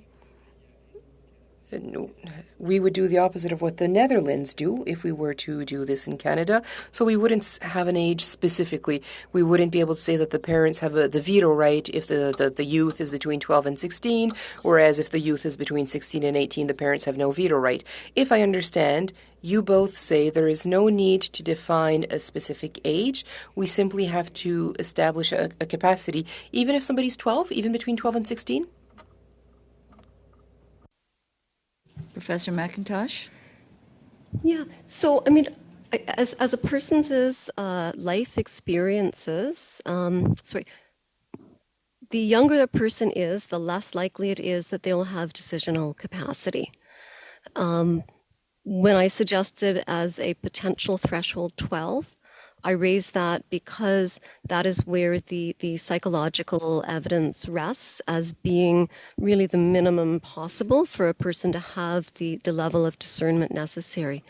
But I have a great deal of faith in our healthcare assessment teams to determine whether a person is freely making a choice and if they truly understand it or not. And so I'm comfortable with there not being an age limit here. Okay, we're near 5 minutes, so Monsieur Thériault, I apologize, but we have run out of time. We'll continue with Mr. In fact, could I would have liked to hear Mr. Salt answer. Decisional capacity is very much based upon the nature of the decision to be made. What we're talking about here is a very significant decision resulting in death. So the decisional capacity that will be required for medical assistance in dying will be very significantly different than the capacity to be treated for a sprained ankle. I have great confidence in the medical profession's ability and their recognition of that as a concept and the seriousness with which they would take this. I can't imagine any physician being involved in this process unless they were fully satisfied that the young person fully understood the implications of their decision. Okay, thank you very much. And we'll have Mr. McGregor next for 5 minutes. Madam Co-Chair. Thank you to both the witnesses for joining our committee today and helping us on this journey. So both of you have mentioned, the fact that MAID should be based on decisional capacity, and I know, in my own home province of British Columbia, and I'm sure this is echoed across many different provinces. In the healthcare interests of a child, an assessor has to determine if the child understands the need for the healthcare, what that healthcare involves, and what the benefits and risks are. And I think that a MAID regime, according to both of you, would be sort of based on the same basic principles. But what I want to know is, for many children, especially those who are living with disabilities, who have chronic and incurable conditions, you may have examples where two children have the same medical conditions that may make them eligible for MAID, but they have had completely different experiences with the medical system. One had the privilege of being born into a wealthy family or a well-to-do family, had access to all kinds of services. The other may have had come from a broken home, lived in poor socioeconomic conditions, never had access to all those kinds of treatments. Like what we've been hearing at this committee is a very real fear from many segments in society who feel that if you had not had those choices of obtaining that kind of medical intervention, it's not really a choice at the end. So I guess my question to both of you, and maybe Professor McIntosh, I'll start with you. Like what can we do to address that perception out there, like the inequities that exist in the levels of care in two completely different circumstances, but they're both coming to the place where they're making that very big decision? Well, I would certainly hope that if a physician or a care team was approached by an individual who was living with a disability in the sort of situation of poverty and exclusion that you've been describing, that the physician would realize that situational aspect and hopefully support them get to a better place, right? Get those supports in place which should be there. So I can't imagine a physician agreeing that the individual met the criteria for MAID in those circumstances. Mm-hmm. Mr. Saul, do you have anything to add? Because it is a recurring theme that we hear.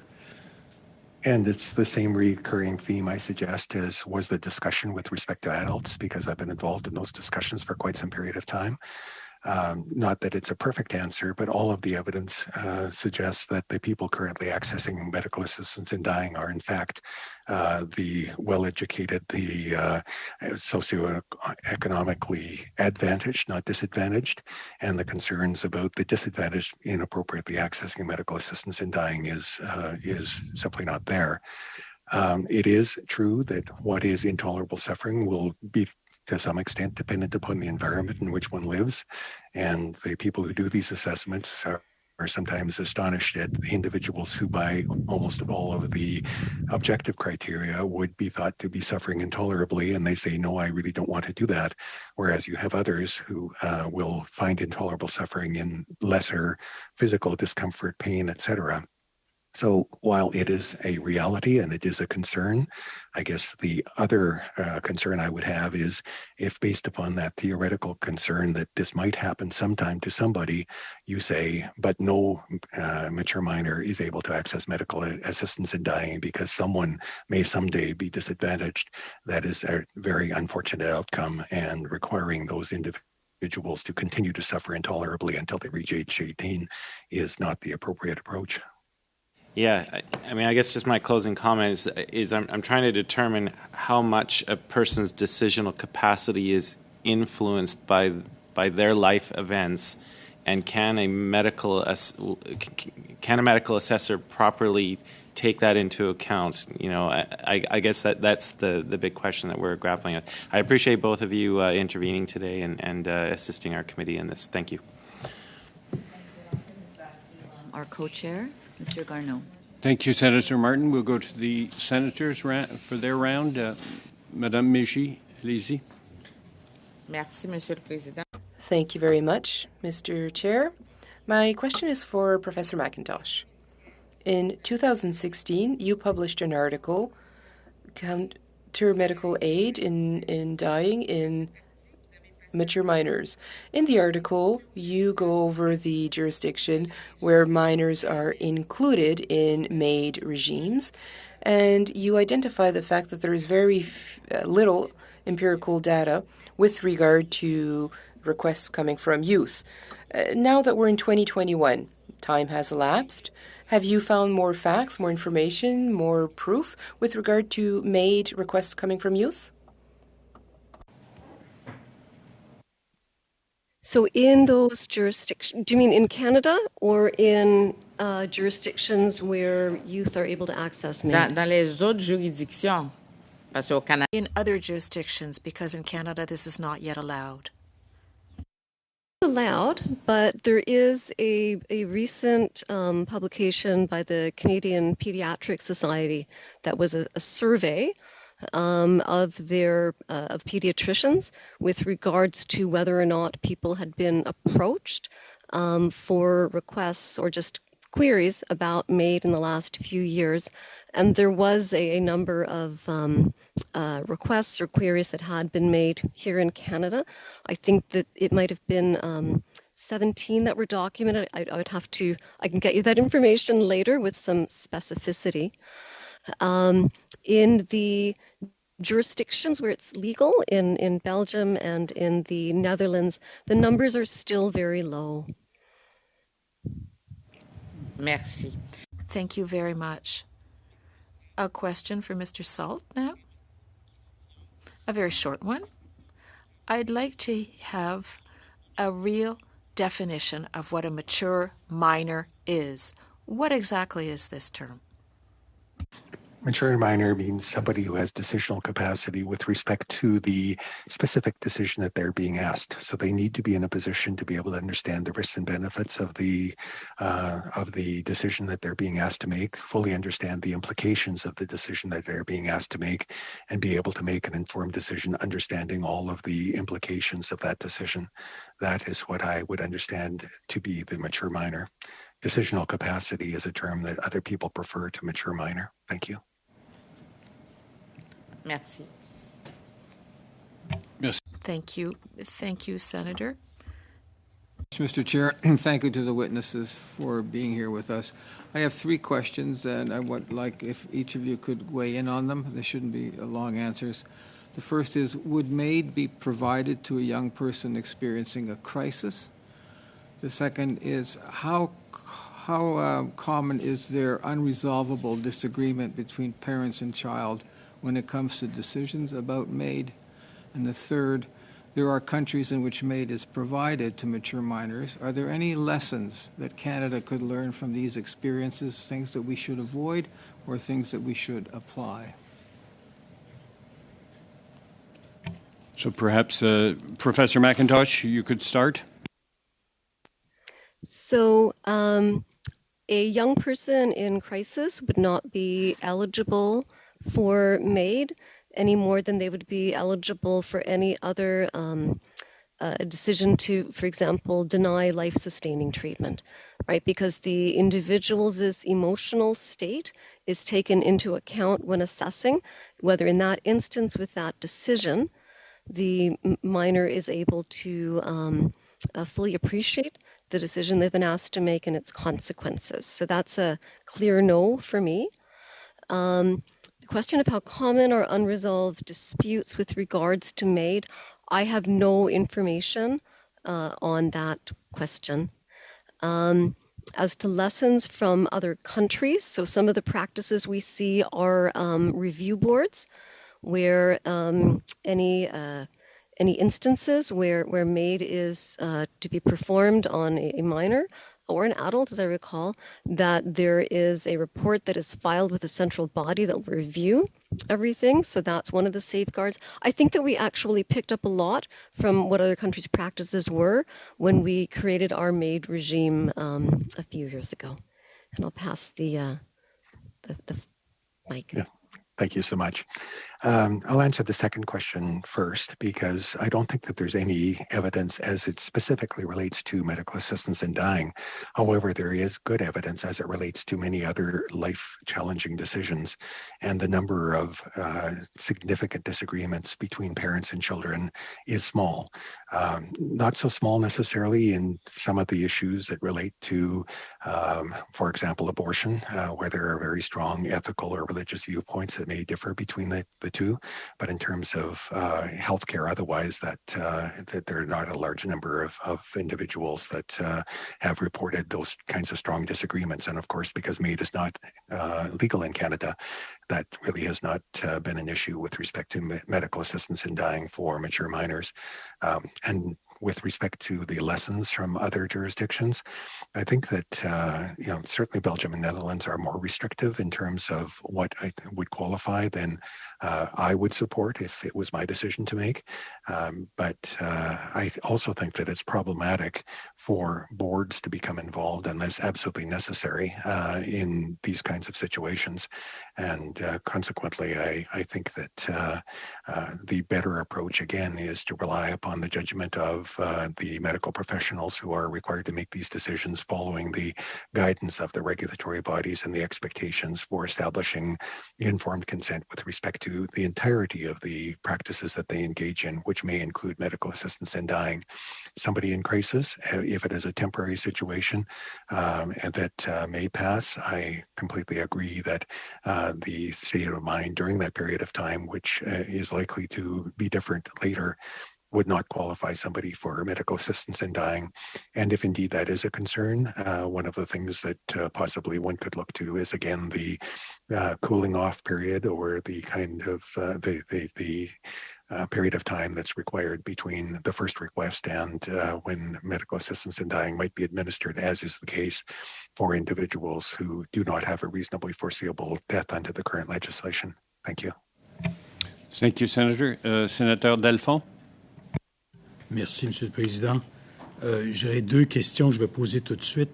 La première, I have two questions. I'll ask them right away. The first, do you propose access to MAID for mature minors for both cases, track 1 and 2, that is where death is imminent and where death is not imminent? And my second question, what you're proposing as additional safeguards, are they not simply variations on all the cases, all the themes in MAID cases, the ability to consent, capacity, that the request is informed and voluntary. If there's a 70-year-old widow who has been abandoned by her family, for example, the same criteria would apply. So do these criteria not always apply on a case-by-case basis? That is the capacity to consent?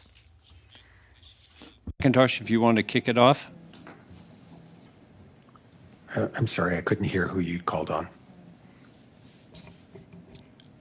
Well, since you're unmuted, go ahead, Mr. Salt. I'll start then. Certainly the requirement of consultation with family members is not part of the current regime. If I was eligible for medical assistance in dying and I chose not to inform any members of my family, I am perfectly entitled to choose not to do that. Now, whether the physicians involved are prepared to provide medical assistance in dying in those circumstances is a different issue, because of course no physician is compelled to provide medical assistance in dying, even if the individual is technically capable of meeting the criteria. So I think that additional criteria is important. The thing that I think Professor McIntosh has been speaking about to some extent, which is something worth considering, is are there additional safeguards that are necessary in order to have a degree of confidence and potentially have the public with a degree of confidence that this really is the decision of the individual, fully informed with full understanding of the implications. What was the process that was involved in order to do that? So while I don't personally support that, because I think that the medical profession will deal with that appropriately, I can understand that there may be an appetite in the public to see something like that occur. Thank you. And that would be true for both track? Death is foreseeable and death is not foreseeable? I guess I feel most strongly about those situations in which death is reasonably foreseeable. Mm-hmm. I think that there's some interesting constitutional arguments because, of course, with adults, the decision in Quebec required that the medical assistance in dying must be made available whether death is or is not reasonably foreseeable. So I think that a decision to only allow medical assistance in dying for adolescents who have a reasonably foreseeable death would be constitutionally very questionable as a political decision and something which might be supported more broadly. It would probably be easier to achieve support for individuals whose death is reasonably foreseeable, but constitutionally, if I may ask maybe to Professor McIntosh just to complete for a few seconds. Yeah, I don't think I've much to add there. For me, the heart of the suggestion about safeguards is about public transparency and public confidence, that they understand the process that's being undertaken to ensure that vulnerabilities are identified and addressed when it comes to youth. Thank you. Merci. Senator Wallen. Thank you very much, Chair. I'd just like to hear from Dr. McIntosh, if I could, just in response to what Mr. Salt said, that he has some reservations about review boards and I guess the complications that might come with that, as opposed to relying on the judgment of the assessors and the medical professionals that are hands-on in a particular situation. Yeah. So I don't suggest review boards as being, in an intermediary position necessarily, because I don't think that they can move quickly enough. I don't think they can get in there in that 10-day period and determine if they think that the request has been properly considered. But I would personally want to see some sort of a collective body receiving information about every instance where MAID has been given to a minor, so that we understand what is happening in that practice, so that there's that other level of scrutiny. And I know that creates paperwork and that's not exactly a favored thing, but I would have more confidence in the system, and I think others would as well. Okay, if so we it's understood. kind of a post facto review to establish practices and review outcomes. That's right. Yeah, that's helpful. Mr. Salt, can you talk a little bit? I was interested in your phrase that go with decisional capacity versus mature minors, because it seems to be clearer just using those words, as Senator Meji said, what, definitions on these things. Are there other situations where decisional capacity as a concept is recognized and used regularly with legal weight? Yeah, certainly the discussion around the Council of Canadian Academies table was that decisional capacity is a much better term than mature minors, because mature minors has a legal term, is understood by lawyers and judges, but is not so clearly understood by members of the public, and decisional capacity better describes what it is that you're actually looking for. So I understand from that discussion that among medical professionals, they do not use mature minor usually, what they'll refer to as individuals with decisional capacity. And that's true whether the individual is 14 or 94, the same issue applies. But do you see that concept used, in your experience as a lawyer versus someone dealing almost strictly with the medical side of legal issues or the medical field? Are there other places where that idea is recognized and accepted? Certainly, I understand it to be accepted quite nicely when you are talking doctor to doctor, doctor to other healthcare practitioner. But the legal term that has been developed when you are looking at court decisions, which is what lawyers do, is mature minor. So it's a question of whether you want to go with a legal term that has got definition associated with it that has been developed by various courts with potential flaws in that particular term, or whether it's better to utilize a term that medical professionals better understand when they're performing their day-to-day duties. So to both of you then, and I'll just go back to Dr. McIntosh. So very even though quickly. Yes, just on, you said age 12 would be a number that you could live with in terms of someone showing decisional capacity. Is that recognized anywhere else in the world or in any other field? So where that number is coming from is the psychological literature on youth and medical decision making. And it's the youngest age that has been identified where it's considered to be plausible that a youth would have decisional capacity. All right, thank you. Thank you, Senator Wallen. Senator Martin. For both of your testimonies, but I'm still kind of shaken by 12-year-olds being considered youth there. I think we call them tweens, but in every other context, we have parental consent, even to take photos in a classroom. I was a teacher for 21 years, so I'm still quite shaken by that number. So I think parental consent would be absolutely important. But let me ask you, are you concerned how expansion to children might affect children in welfare system, Indigenous youth, and children with disabilities? The CCC report notes a paucity of literature and therefore a failure to capture their voices. And we heard time and time again that the Indigenous communities have not been consulted. So even considering an expansion of MAID, it just seems too soon and really against what we're trying to do, which is consultations with many of these most vulnerable groups. Would you comment on this fact, please? So Dr. McIntosh, Professor McIntosh, followed by Mr. Salt. So, if a child is in distress, if a youth is in distress, if a youth is in, foster care, these are all things that I would think would result in a physician being concluding that they weren't making a free decision if they came to them seeking medical assistance in dying. I do think, I don't know if you're hearing from the voices of families with youth who are living with complex and painful illnesses. I would hope that you are.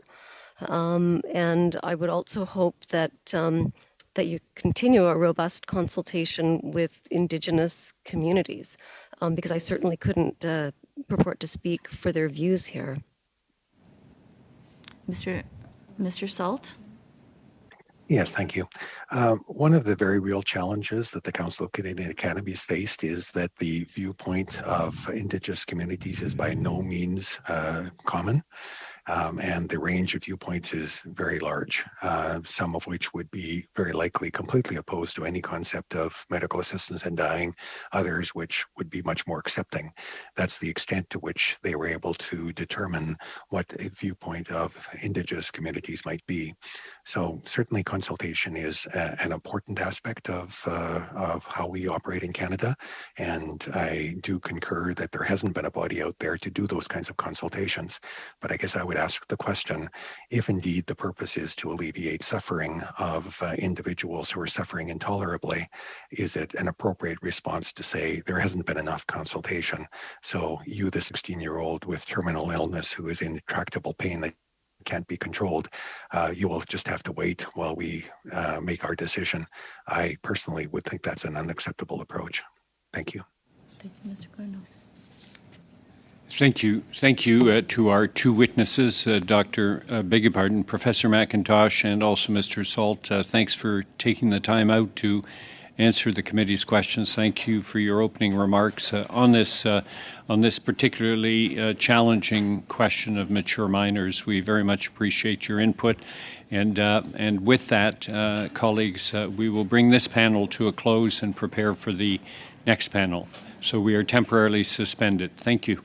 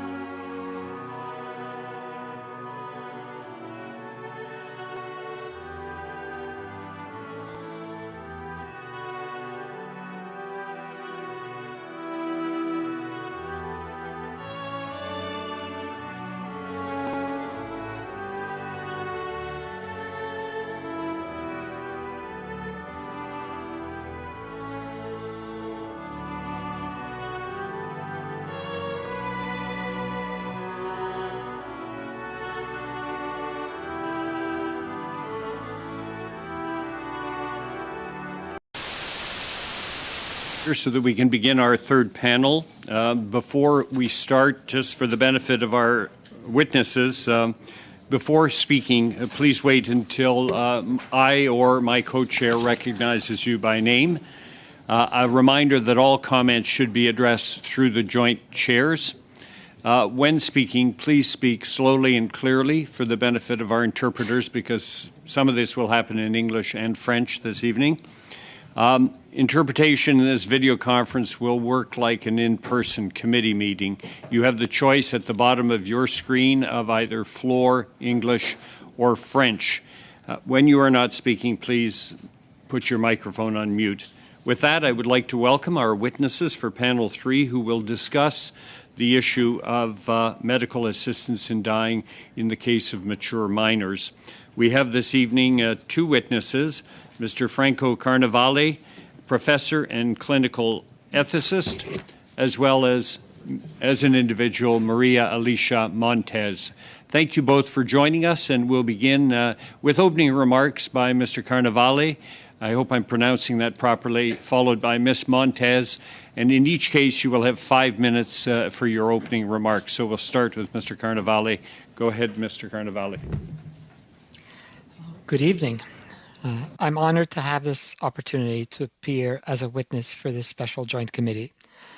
I'm speaking to you as a clinical ethicist who works with young people, including dying children and youth, and their families.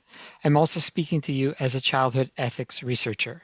I founded and lead a childhood ethics research program called Voice, which is based at McGill University.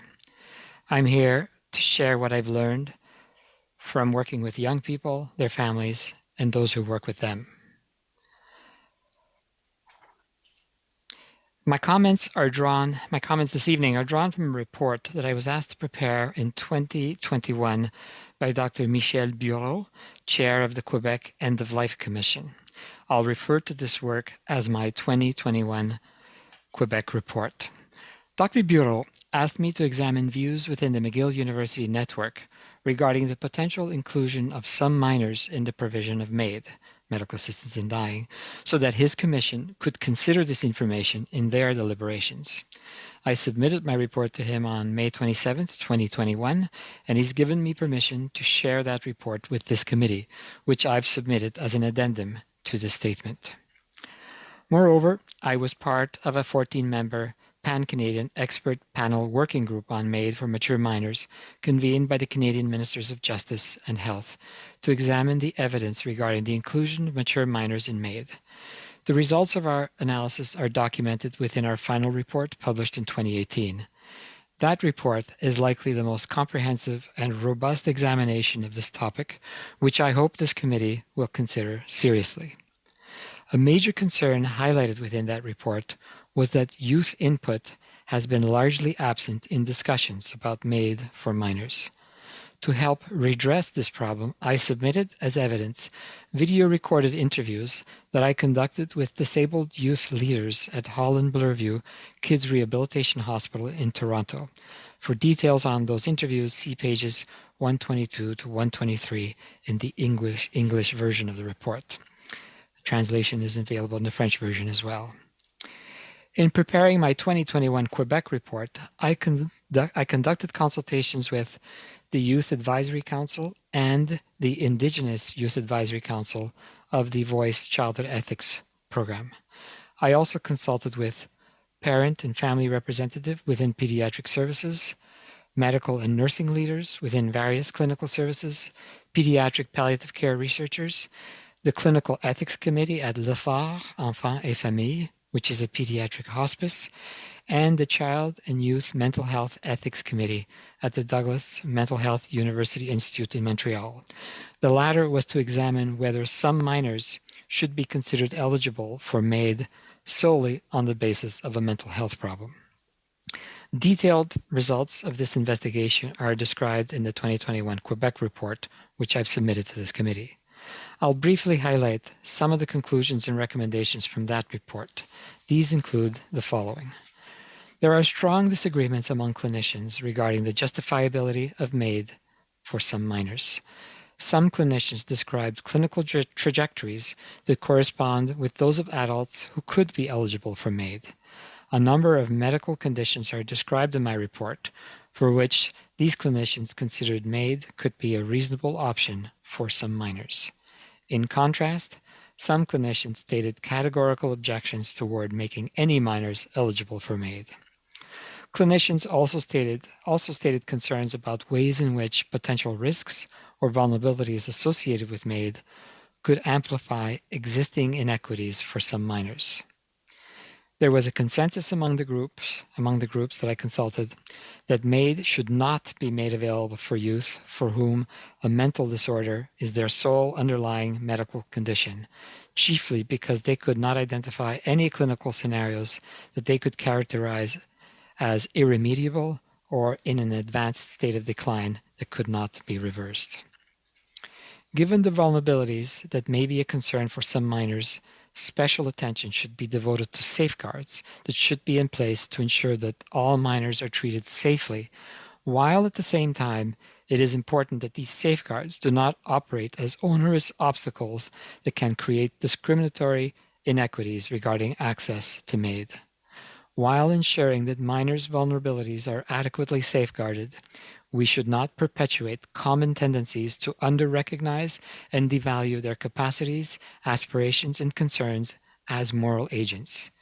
Any initiatives to include or exclude minors from eligibility for MAID need to be based on the latest state of knowledge in child and youth studies, working in consultation with youth advisors.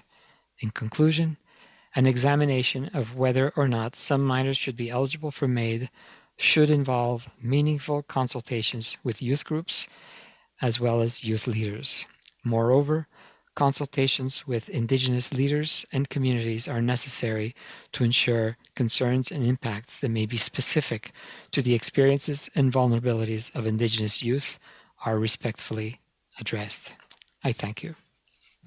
Thank you, Mr. Carnevale. We'll now go to Ms. Montez. Ms. Montez, you have 5 minutes. Thank you, Mr. Chair. Thank you for the invitation to speak. My name is Dr. Alicia Montez. I'm a clinical associate professor of pediatrics at Memorial University in St. John's, Newfoundland. I was also awarded a Rhodes Scholarship, and I completed my master's in bioethics and public health at Oxford University. My practice is comprised of children from birth up until age 18, and I have a special interest in developmental pediatrics. I am also a mother of 3 children. Some words I would use to describe my own adolescence are tumultuous, stressful, hopeless, and traumatic. I was an obese teenager who came from a broken and chaotic home. I was abused as a child, and I was raised by a single mother who had PTSD. I was severely bullied as a teenager, and I found it very difficult to function well at school and in my social circles. I had many years where I felt hopeless and I wanted to die due to intolerable social and psychological suffering. But with a lot of support, encouragement, mentorship, and appropriate access to medical care, I was able to overcome my struggles, and I've been able to live a very full and meaningful life. If MAID was legalized, that may have been the end of my story. My future life was full of potential, and I'm so grateful to be here today speaking with you. Studies show that the frontal lobe is not fully developed until early adulthood.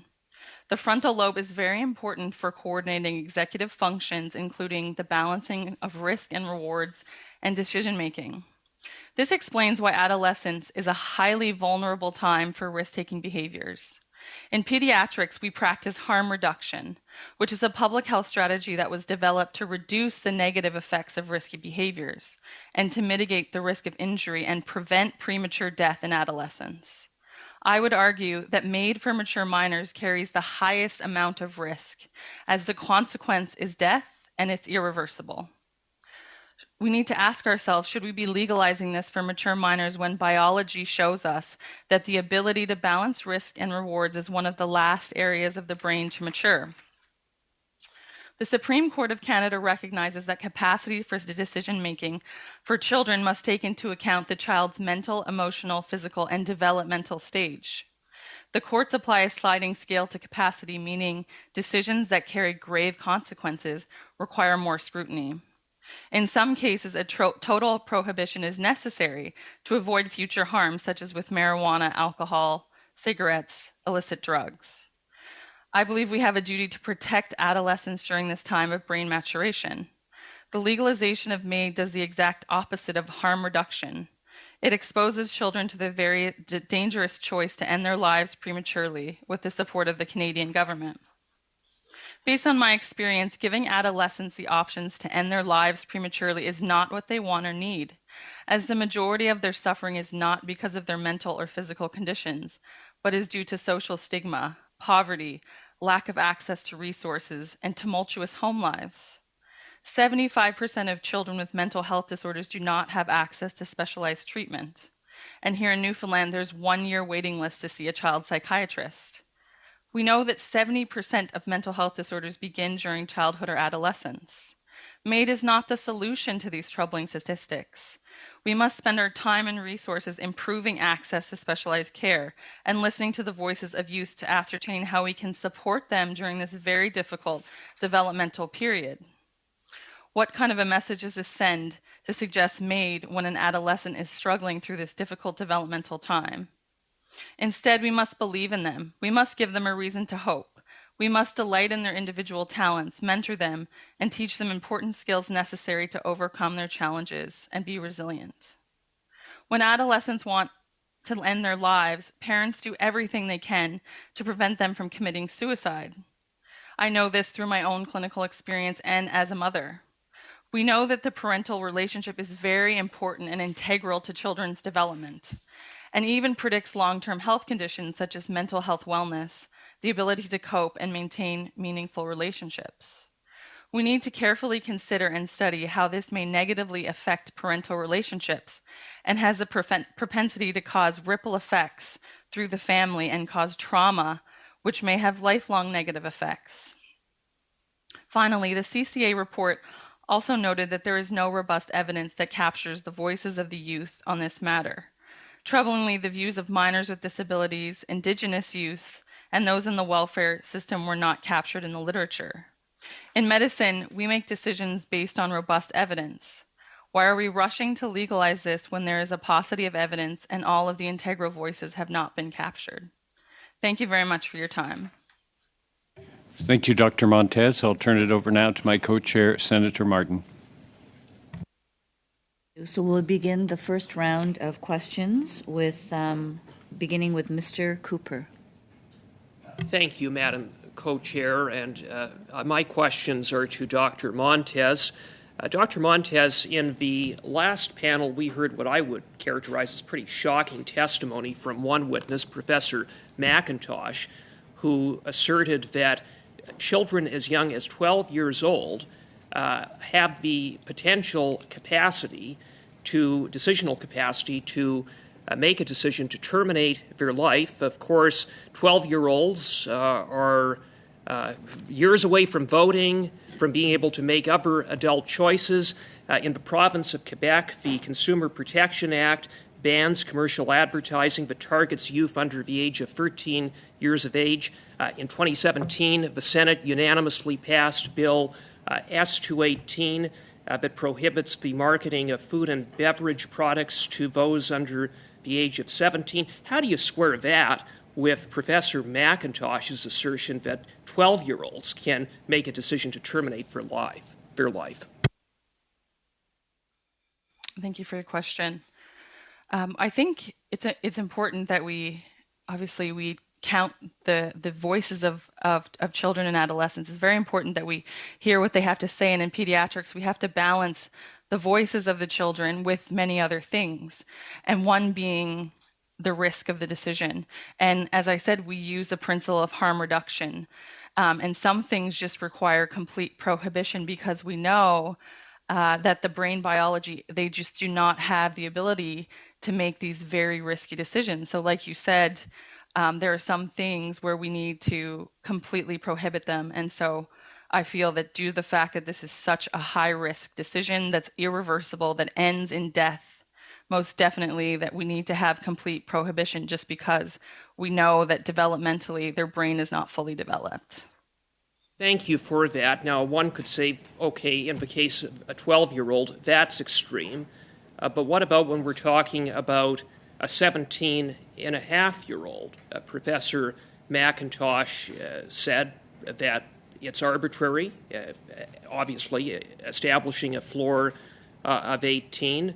Could you maybe address that point?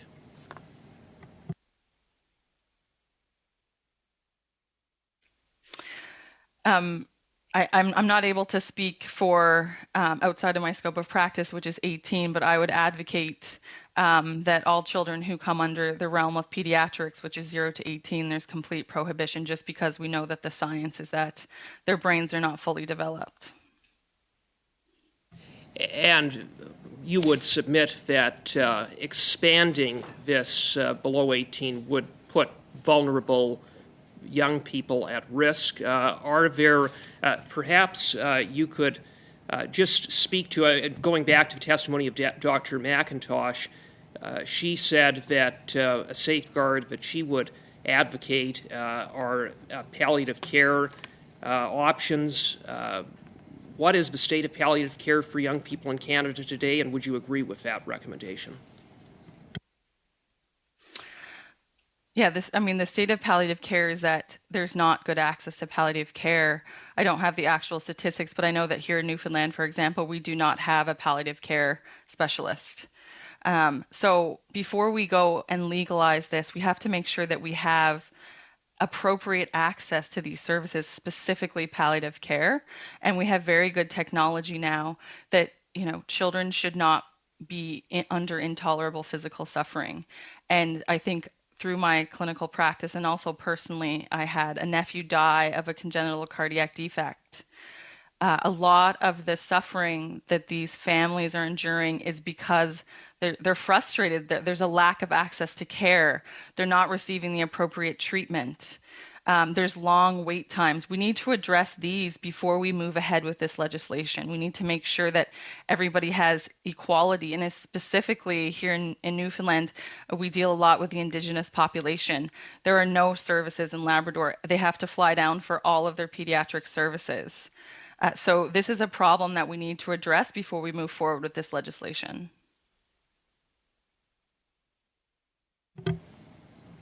Thank you.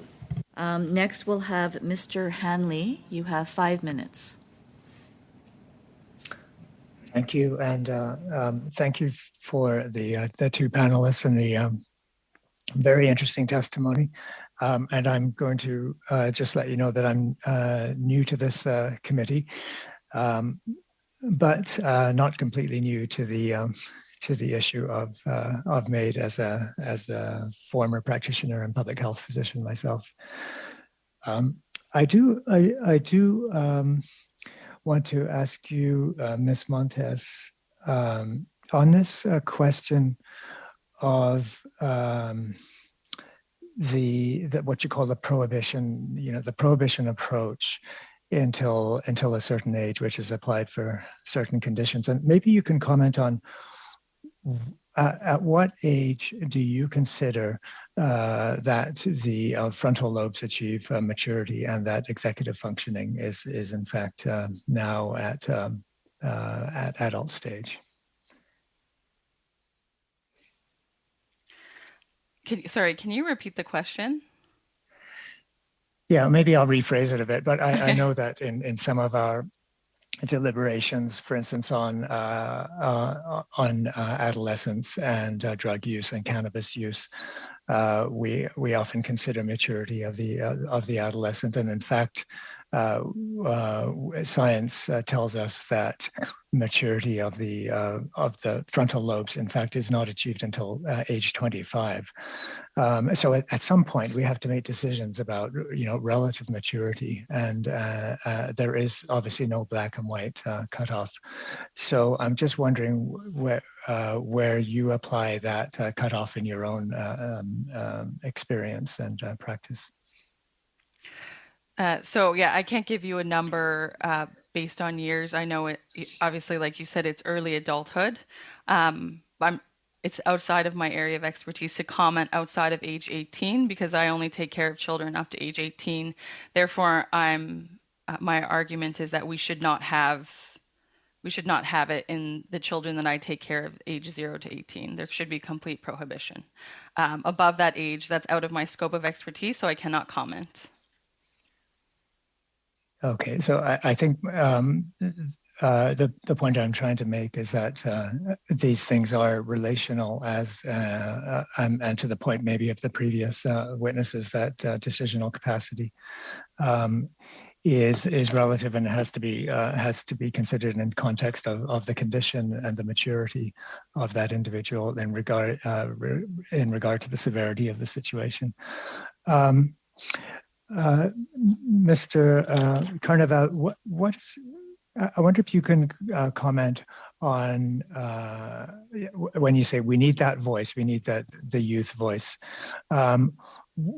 What have we neglected, and what are where can we do better in bringing the voice of young people into decision making? Well, these comments are against the backdrop of very large body of literature and evidence highlighting how being excluded from discussions in clinical care as well as in policy making. In clinical care, it is many times very humiliating and distressing for young people to be excluded from discussions about their diagnosis and their prognosis.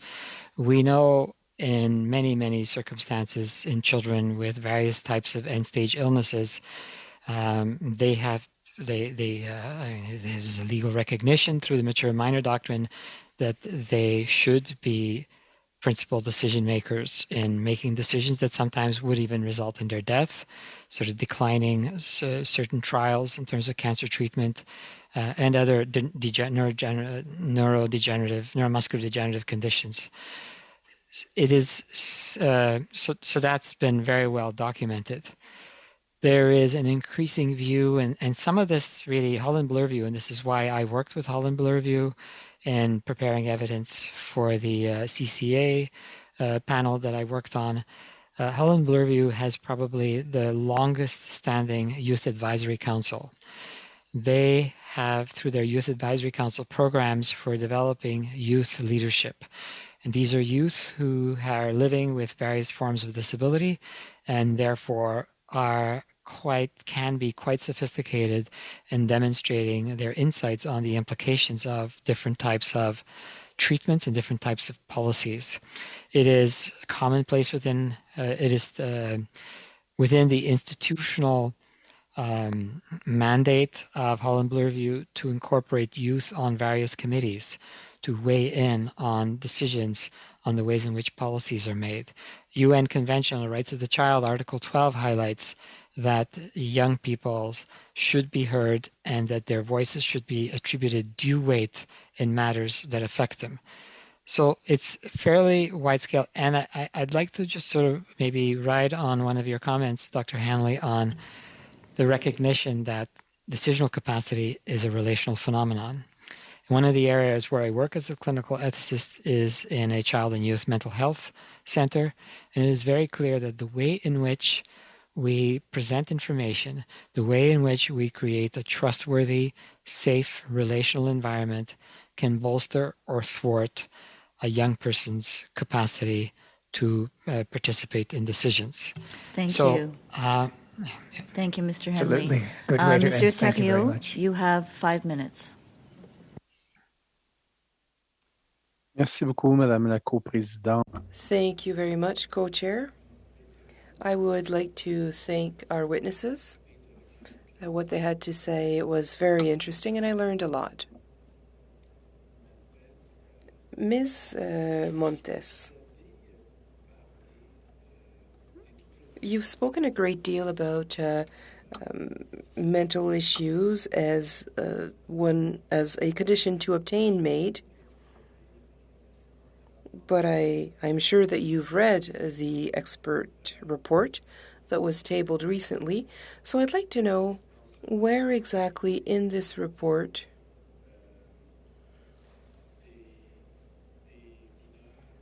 do we talk about mature minors in a crisis situation, or if they're having suicidal ideation? In which situations would these people have access to MAID?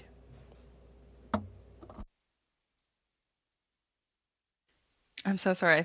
Do you think you could repeat that question just because the translation was not? Could you just repeat the question? So sorry.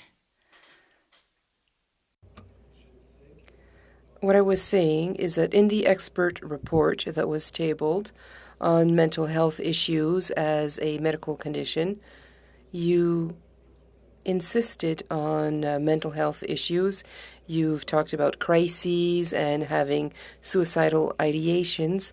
So where in this expert report is there a recommendation saying that we would have to go ahead with mature minors suffering from mental health issues when they're in a crisis? Is that something that you've seen in the report? If you read the report, of course. To the CCA report? Which report are you referring to? Je parle du rapport. The report that the minister asked that the committee of experts write with regard to C7 and the clause on, this was March 17th, and regarding mental health issues being the only condition invoked. But don't worry about it. I'll ask another question instead. Mr. Carnavale, you've spoken about safeguard measures, additional safeguards with regard to mature minors. And you also said that MAID should not be offered to these youth suffering from mental health issues, if I understood you right. So what would be the additional safeguards that you would see for them? Well, the work is in constant evolution here. It keeps changing. We have to understand the safeguards that would be needed, and we can look to Belgium and to the Netherlands, where they have certain safeguards, for example, the parent's consent. In certain situations, it depends on the age of the youth. It's a measure. These measures are applied in certain circumstances in Canada. It depends on the province. For example, in Quebec, if a minor refuses treatment that is necessary, it is possible to question their decision if you think about protecting the minor's best interest. What's in their best interest? So we already have certain measures in place to safeguard minors and to really consider their best interest. I am sure that the way that their capacity will be evaluated to ensure that they're not suffering pressure, that they truly understand the situation, and so on. These are measures that I include in the report that I've tabled for the committee. And also the parents' participation. They need to be another decision authority. Yes, I can't wait to look at your report. Thank you. You have a vast clinical experience. So I wonder, are there several situations where parents can find themselves in a conflict with their child, that they wouldn't agree about what's best for the youth? Throughout the evolution of disease, we know it's a whole process. Things don't happen from one day to another. There's a very long decisional process. So in your vast clinical experience, is this something you've seen? Do you think that the parents and youth are often in disagreement? Or is there a kind of symbiosis where everything evolves towards the... Well, in my experience, it's an exception if there is a conflict, if there is disagreement with regard to what is in the child's best interest. Thank you. McGregor for 5 minutes. Thank you, Madam Co-Chair. Dr. Montez, I would like to start with you. I'm from BC. You're practicing in Newfoundland, if I think I heard you correctly. I know provinces, they all have laws in place to govern, like in British Columbia, what is mature minor consent, right? It basically puts in place the ability of a medical professional to accept consent from a child if they understand that that child is informed of what the risks are, and that I'm just wondering for you as a pediatrician, like what are your guidelines when you're treating a child and it's coming to medical procedures only? Like, how do you understand that concept of informed consent on medical procedures for minors that may be under your care? Thank you for your question. Yeah, it's a very complex issue, obviously, and there are many voices that need to be heard. In pediatrics, it's not as straightforward as adult medicine. It's not just talking to the adult. I mean, first and foremost, we talk to the child. When I go into any sort of consultation room, the first person I greet and try to establish rapport with is the child and hear what they have to say.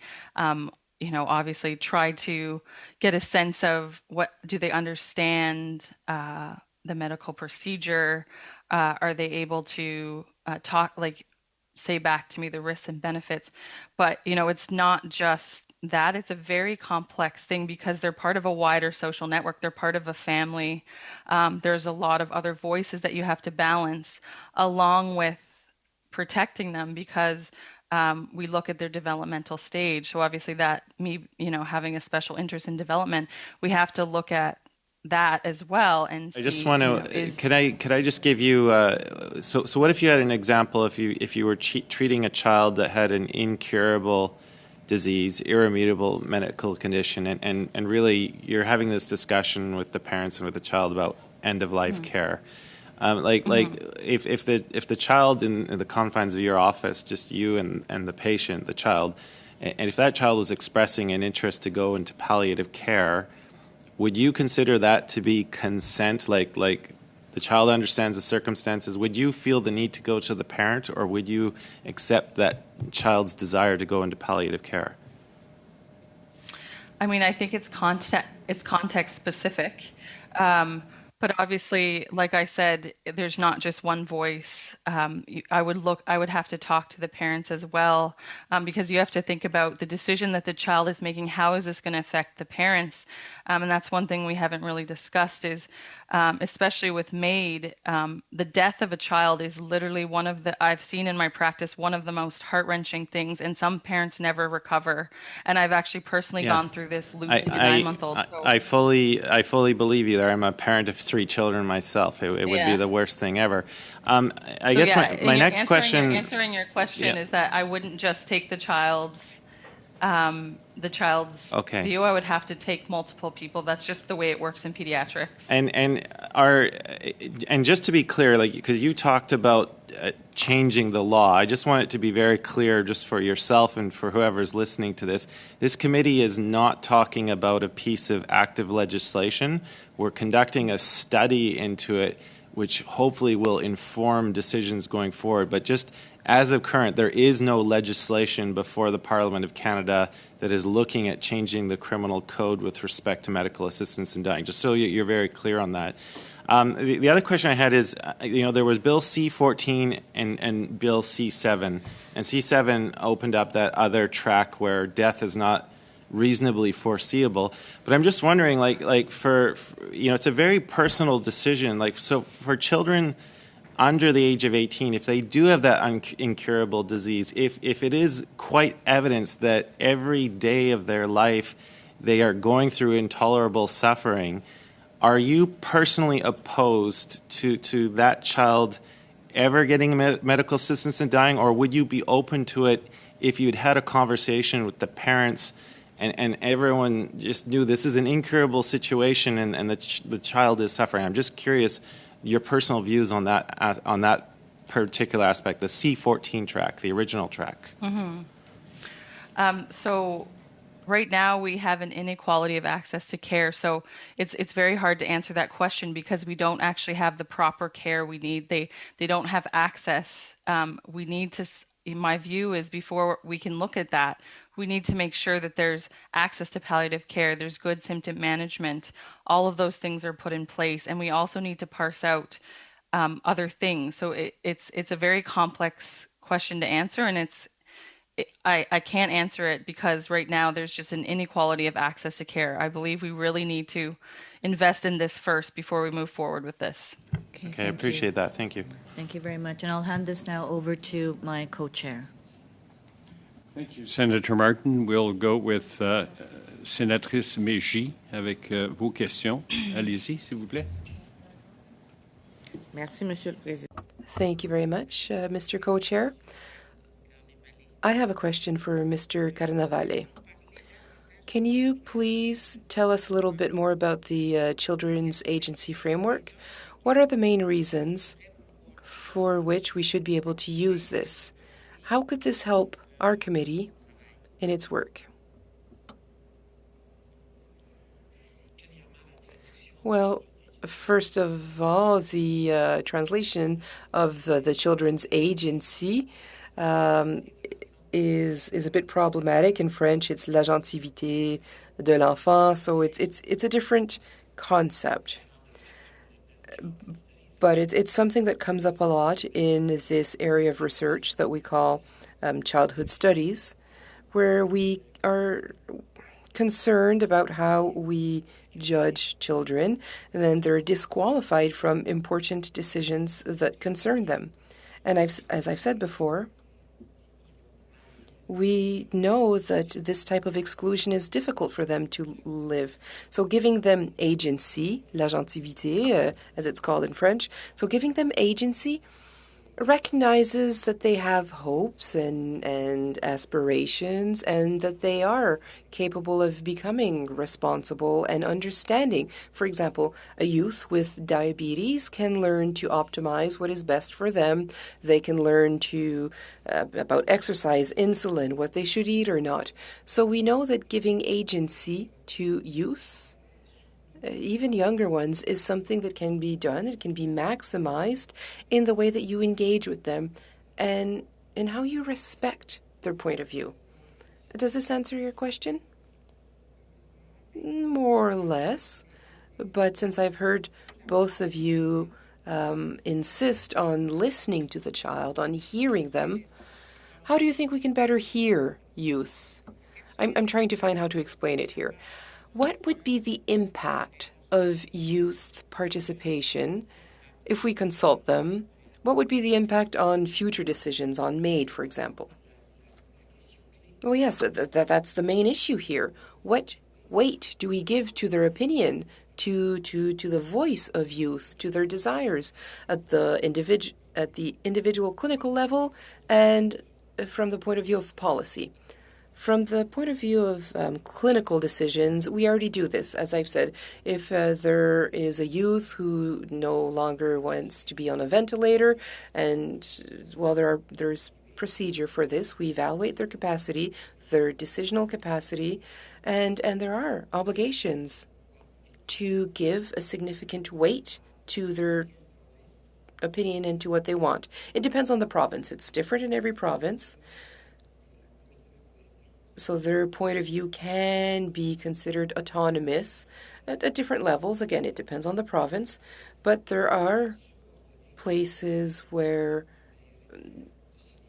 the best interest of the child also has to be considered. So even if a youth has decisional capacity, if others around them decide that their choice goes against their own best interest, well, it's a limit can be imposed. So we can limit the weight that we give the youth's voice. Thank you very much, Senator Coutinho. Mr. Chair, I have a few questions for Dr. Montes. The first three are very short, just factual information, and then one I'd like your thoughts on. MAID for mature minor has been available in some countries for a number of years. Now, can you tell this committee for what circumstances or conditions has MAID actually been provided for in those countries? That's the first.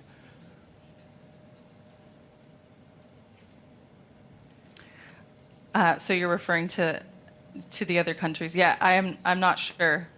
I can't answer that question. How in those countries, how many young people have received MAID annually? I know that the number is very low, but there's not a lot of data on it. Okay. So and I'm not sure the exact numbers, but I can get that to you after committee. That would be great. And in that group of people, how many young people have received MAID while in a mental health crisis? Again, I'm not sure of those numbers. But you can get that. But I can definitely. Yep, I can get you that information after committee. I don't have the exact numbers with me. Great, thank you. In your pediatric practice, so you have a young person who has decision-making capacity. That person has a glioblastoma multiforme grade 4. For the group here, that's the worst kind of cancer. You don't want to have that one. And their parents support their decision not to have treatment of any kind. How do you proceed? Yeah, so that's a difficult question, and I think this comes back to the gravity of this decision. And so, what I would say is that we have to also look at, first of all, the abuses that could happen in other populations. Excuse me, we have very limited time. Do you respect that child and parents' decision not to take treatment for a glioblastoma multiforme grade 4? it's a complex issue, and so what I would say is we need to make sure, and it's very difficult to parse out whether or not they're asking for MAID because of lack of services not MAID. and lack I'm not of asking. access to care. Just a sec, sir. I'm not asking about MAID. I'm asking if you accept their decision not to seek treatment for the glioblastoma. If I would. Yes. So that's outside of my area of expertise. I don't practice oncology, so I'm not able to comment on that. But what I can comment on is it's very difficult to discern whether or not they're requesting this because of lack of access to care. And in my clinical experience, a lot of the times they're very frustrated. I'm sorry, this is not lack of access to care. It's a simple question. This is a patient competent, refuses treatment for terminal cancer. Would you accept that patient's decision and the parents, yes or no? Yeah, I'm not able to comment on that, Senator Kutcher. Thank you. We'll go to Senator Delphon. Thank you, Mr. Chair. My question is for Dr. Montes. Maybe it's a variation on the same theme that I'm following up on Senator Kutcher's questions. I understand that you feel concerns about access to MAID by those that are under 18 and maybe even at a higher age. But would you feel less concerned if access was limited to the fast track, the first track we call it, those that their death is imminent? So in such a case, you have come with a clear medical diagnostic. That person is going to die within a few months or weeks, but that person is going through unbearable suffering, according to that person, and that person is 17 years old, wants to have MAID, and the parents you spoke with are saying that, yes, they agree, the child has suffered enough, and you're saying that we should deny access in such a case and oblige the person to go into unbearable suffering?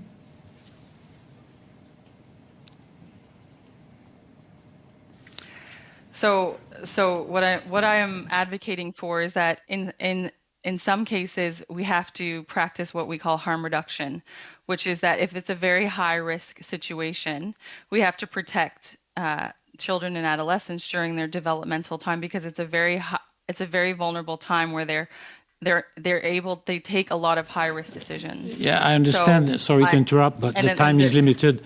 But the harm reductions principles to a group is fine. But that individual here is suffering irremediably, is near death, so it's no longer an harm reduction principle. So it's a matter of, shall we respect the desire to put an end to the unbearable suffering? Right. So, I've been listening to other panels, and there have been a lot of stories of abuses of the safeguards. And so, it's just too high risk for me. So again, I'm going to stick with my argument, which is total prohibition due to the biology and due to the lack of access to services and palliative care right now. You don't care. In a sense, you discard the best interests of the child. So there are some things that are just so high risk, such as, we have age limits for alcohol, marijuana, illicit drugs, even driving, because we know that children are highly vulnerable in this stage of development. Thank you. Senator Wallen. I'd like to get some of your thoughts from both of you. We'll start with Dr. Montes on this. You've heard, as you said, you were listening to the testimony.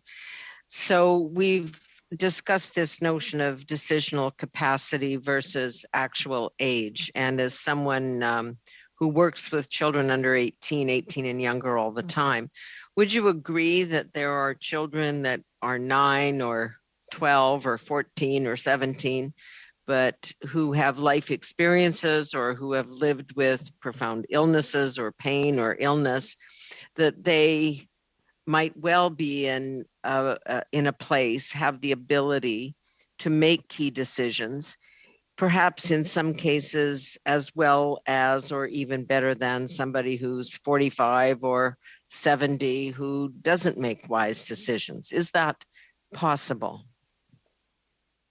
Thank you for the question. I that is definitely possible. But a lot of the time from my clinical experience, these requests are it's very hard to parse out.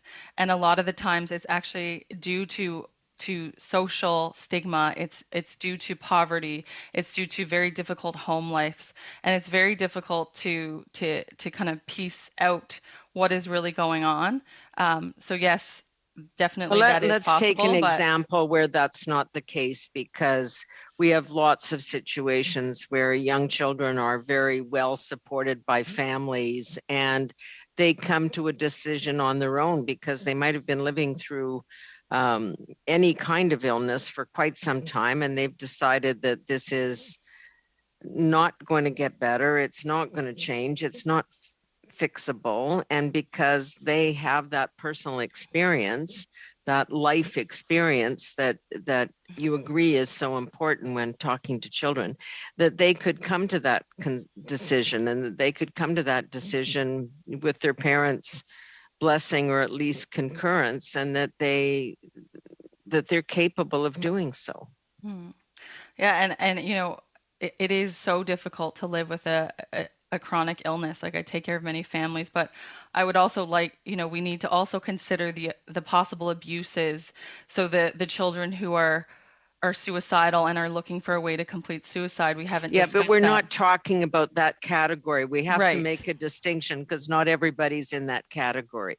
Right. We've got lots of other situations. So I'm just trying to focus on this because obviously if there are big social concerns or they have no access, that's a different set of problems. Mm-hmm. Yeah, it's just very difficult in practice to be able to parse that out, and the decision is too high risk because it's irreversible and ends in death. So yeah, I think. So you would just say that the child, regardless of their lived experience, is not should not be allowed to make those decisions. No, that's not what I'm saying. I'm just saying it's a very complex issue, and we also need to balance that child with other children who may use MAID to complete suicide, or may use MAID. No, but I'm really trying to not have that category. It's not a balancing act of how many people are in each category. I'm talking about children who are well supported, have had access to all sorts of treatments and support psychologically, medically, and have come to a decision. In my clinical practice, that's just not, I haven't come across cases where all of those boxes have been checked. So unfortunately, I don't know. I don't know how much time we have left. Is there a moment for Mr. Professor Carnevale to respond? I'm afraid we've used up the time, okay. Senator. I'm so sorry. No problem. Okay. No problem. Senator Martin. Question for each of our witnesses as well. So for Dr. Montes, your story demonstrates the incredible ability of children to overcome life suffering with support. And as we know from prior witnesses, psychosocial suffering is not irremediable in those struggling with mental illness issues or disability, and often can be remediated with good care and support. Can you speak about the impact that social injustices such as bullying and trauma may contribute to a desire to die? Do you have concerns that the root of a MAID request for youth might be overlooked by a MAID assessor, especially if they don't have expertise in certain, these specialized fields? Would you comment on that, please? Thank you for your question. Yes, we have a study that's called the Adverse Childhood Experiences Study, and it shows that children who have undergone traumatic events in their childhood are 3 times more likely to have depressive symptoms and have a very increased risk of suicide. So this is one of my concerns, is that these children, there may be abuses, and it's very difficult to parse out what the actual root cause of the request is. And these children do very well with support, and actually can overcome these challenges, like similar to my story. And I've seen many children in my practice who, with the right support, have been able to overcome the trauma. But in those crisis moments, it's very difficult to ascertain this, and it is very concerning. And it's something that we need to really consider before moving forward. You mentioned mentioned the importance of safeguards, but I wanted to know whether you could articulate some of those if you haven't yet done so. At this point, Oh, sorry, Miss. Yeah. Oh, that was from Mr. Carnevale. Regarding the safeguards, if you wanted to specify what you were referring to in your testimony. I described a little bit before in a French reply. The safeguards that are commonly referred to and are also described in my report are the way in which we evaluate decisional capacity, mindful of some of the concerns that Dr. Montez has raised to make sure that those are all properly assessed and evaluated. And I think the other big one that is commonly looked at and is in place as well in the Netherlands and Belgium is situations under which parental corroboration might also be needed. And I'd like to highlight that in the cases I've been involved in where there's questions about MAID, these are very different from situations where a minor might be seeking contraception. When we're looking at life-limiting illness, it's very, very uncommon that we're speaking only with the minor. They have significant care requirements, and they are, in my experience, it's been usually the parents who've actually sought the possibility of MAID for their minors. So, and as I said to Mr. Thériault before, it's very uncommon in those kinds of situations that the minor is asking for their life to end, for treatment to be stopped so they would end, where there's a categorical objection on the part of the parents. Thank you very much. I want to thank our two witnesses, Professor Carnevale and Dr. Montez, for coming tonight and answering our questions and providing your testimony. And I know it's late for you, and it's particularly late for Dr. Montez, who's in Newfoundland. It must be about 11 o'clock now. So we very much appreciate you taking the time and giving us your candid commentary. So with that, panel 3 is completed, and for my colleagues here in the committee, just a couple of things, if you would hang around, just to talk about what's left between now and the 23rd of June. I'll do this very quickly. So thank you to the witnesses. Thank you. Thank you. Where we, in all likelihood, will have 2 more meetings. One will be next Monday, and one will be the following Monday, which will be the 20th. It doesn't look like we're going to get a Thursday night meeting because the BOIE wants to meet at the moment for both of those. As you know, on the 13th, we are going to look at the draft of the interim report on mental disorders that is currently being put together, which we have to table by the 23rd. And we'll have the whole 3 hours to do that. The following Monday, we've reserved 2 hours, hopefully, to finalize it. And then we'll have a subcommittee meeting that will look at what's ahead of us, only in the broadest terms, because, you know, there have been a lot of questions asked about where do we go from here after we rise for the summer. So just to let you know that schedule. Now, here's the complicated part. You're going to get the interim draft report this Friday, the one that we have to table by the 23rd. So it will be provided this Friday, and it'll be considered on Monday. And that can be a very involved process, as we know. So what we're asking you to do, and it's a very tight turnaround time, what we're asking you to do is to look at that report and to essentially be ready to discuss it in specific terms on Monday night, which means a little bit of weekend homework. This is so that we, you know, are in a situation where we're trying to ensure that we're going to be ready to finalize the report at the very latest on the 20th. So it's a very tight turnaround time, and if there are huge revisions to the report on next Monday, that will also mean that it'll be we'll still have quite a ways to go on the 20th when we look at the final draft, or hopefully the final draft.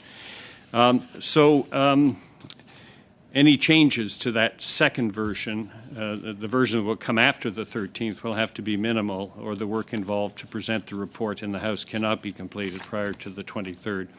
So we're hoping you'll come with your own, if there's wording that you want to add or change, that you'll come with that specific wording. And if possible, if you could provide your commentaries to the clerk by noon on Monday, that way there's also a chance to, in some cases, translate it. It may or may not be ready by Monday night, but if it will, at least the analysts will have an idea of what you're really going for. So all that to say, you're going to get the report on Friday, and we're hoping that you'll provide commentary on Monday. It's really our strategy is to try to make sure that we get most of it done Monday night, and that way we can just do the cleanup the following Monday, because we've only got too many meetings left. I see Senator Wallen's hand, but just to add to what MP Garneau has said, in terms of for next Monday, with our proposed revisions or additions, that if we're ready to read it at the meeting so that we can get the interpretation as we read, it will facilitate the tight timeline in which we have to work. So it does require some homework on our part so that next Monday we're ready to discuss the revisions and edits.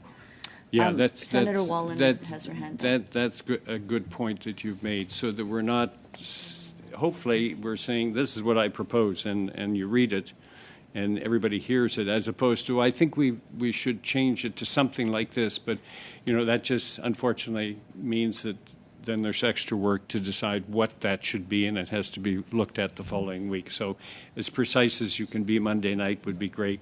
Senator Wallen? Wanted to say a word about the legislation because one of the witnesses raised it. This legislation is not designed to be preemptive. It's a bit of reality. The Senate takes a little bit longer than the House of Commons to do things, and we will not get to this issue until the fall. So it was important to get it on the record so that those who wanted to address it could. But we won't be doing anything preemptive. So that was just an FYI. Thank you for the moment. Thank you, Senator Wallen. Is there anything anybody else wants to add? Y a-t-il d'autres choses que les gens veulent ajouter? Anything else? Good evening. Thank you. This meeting is adjourned.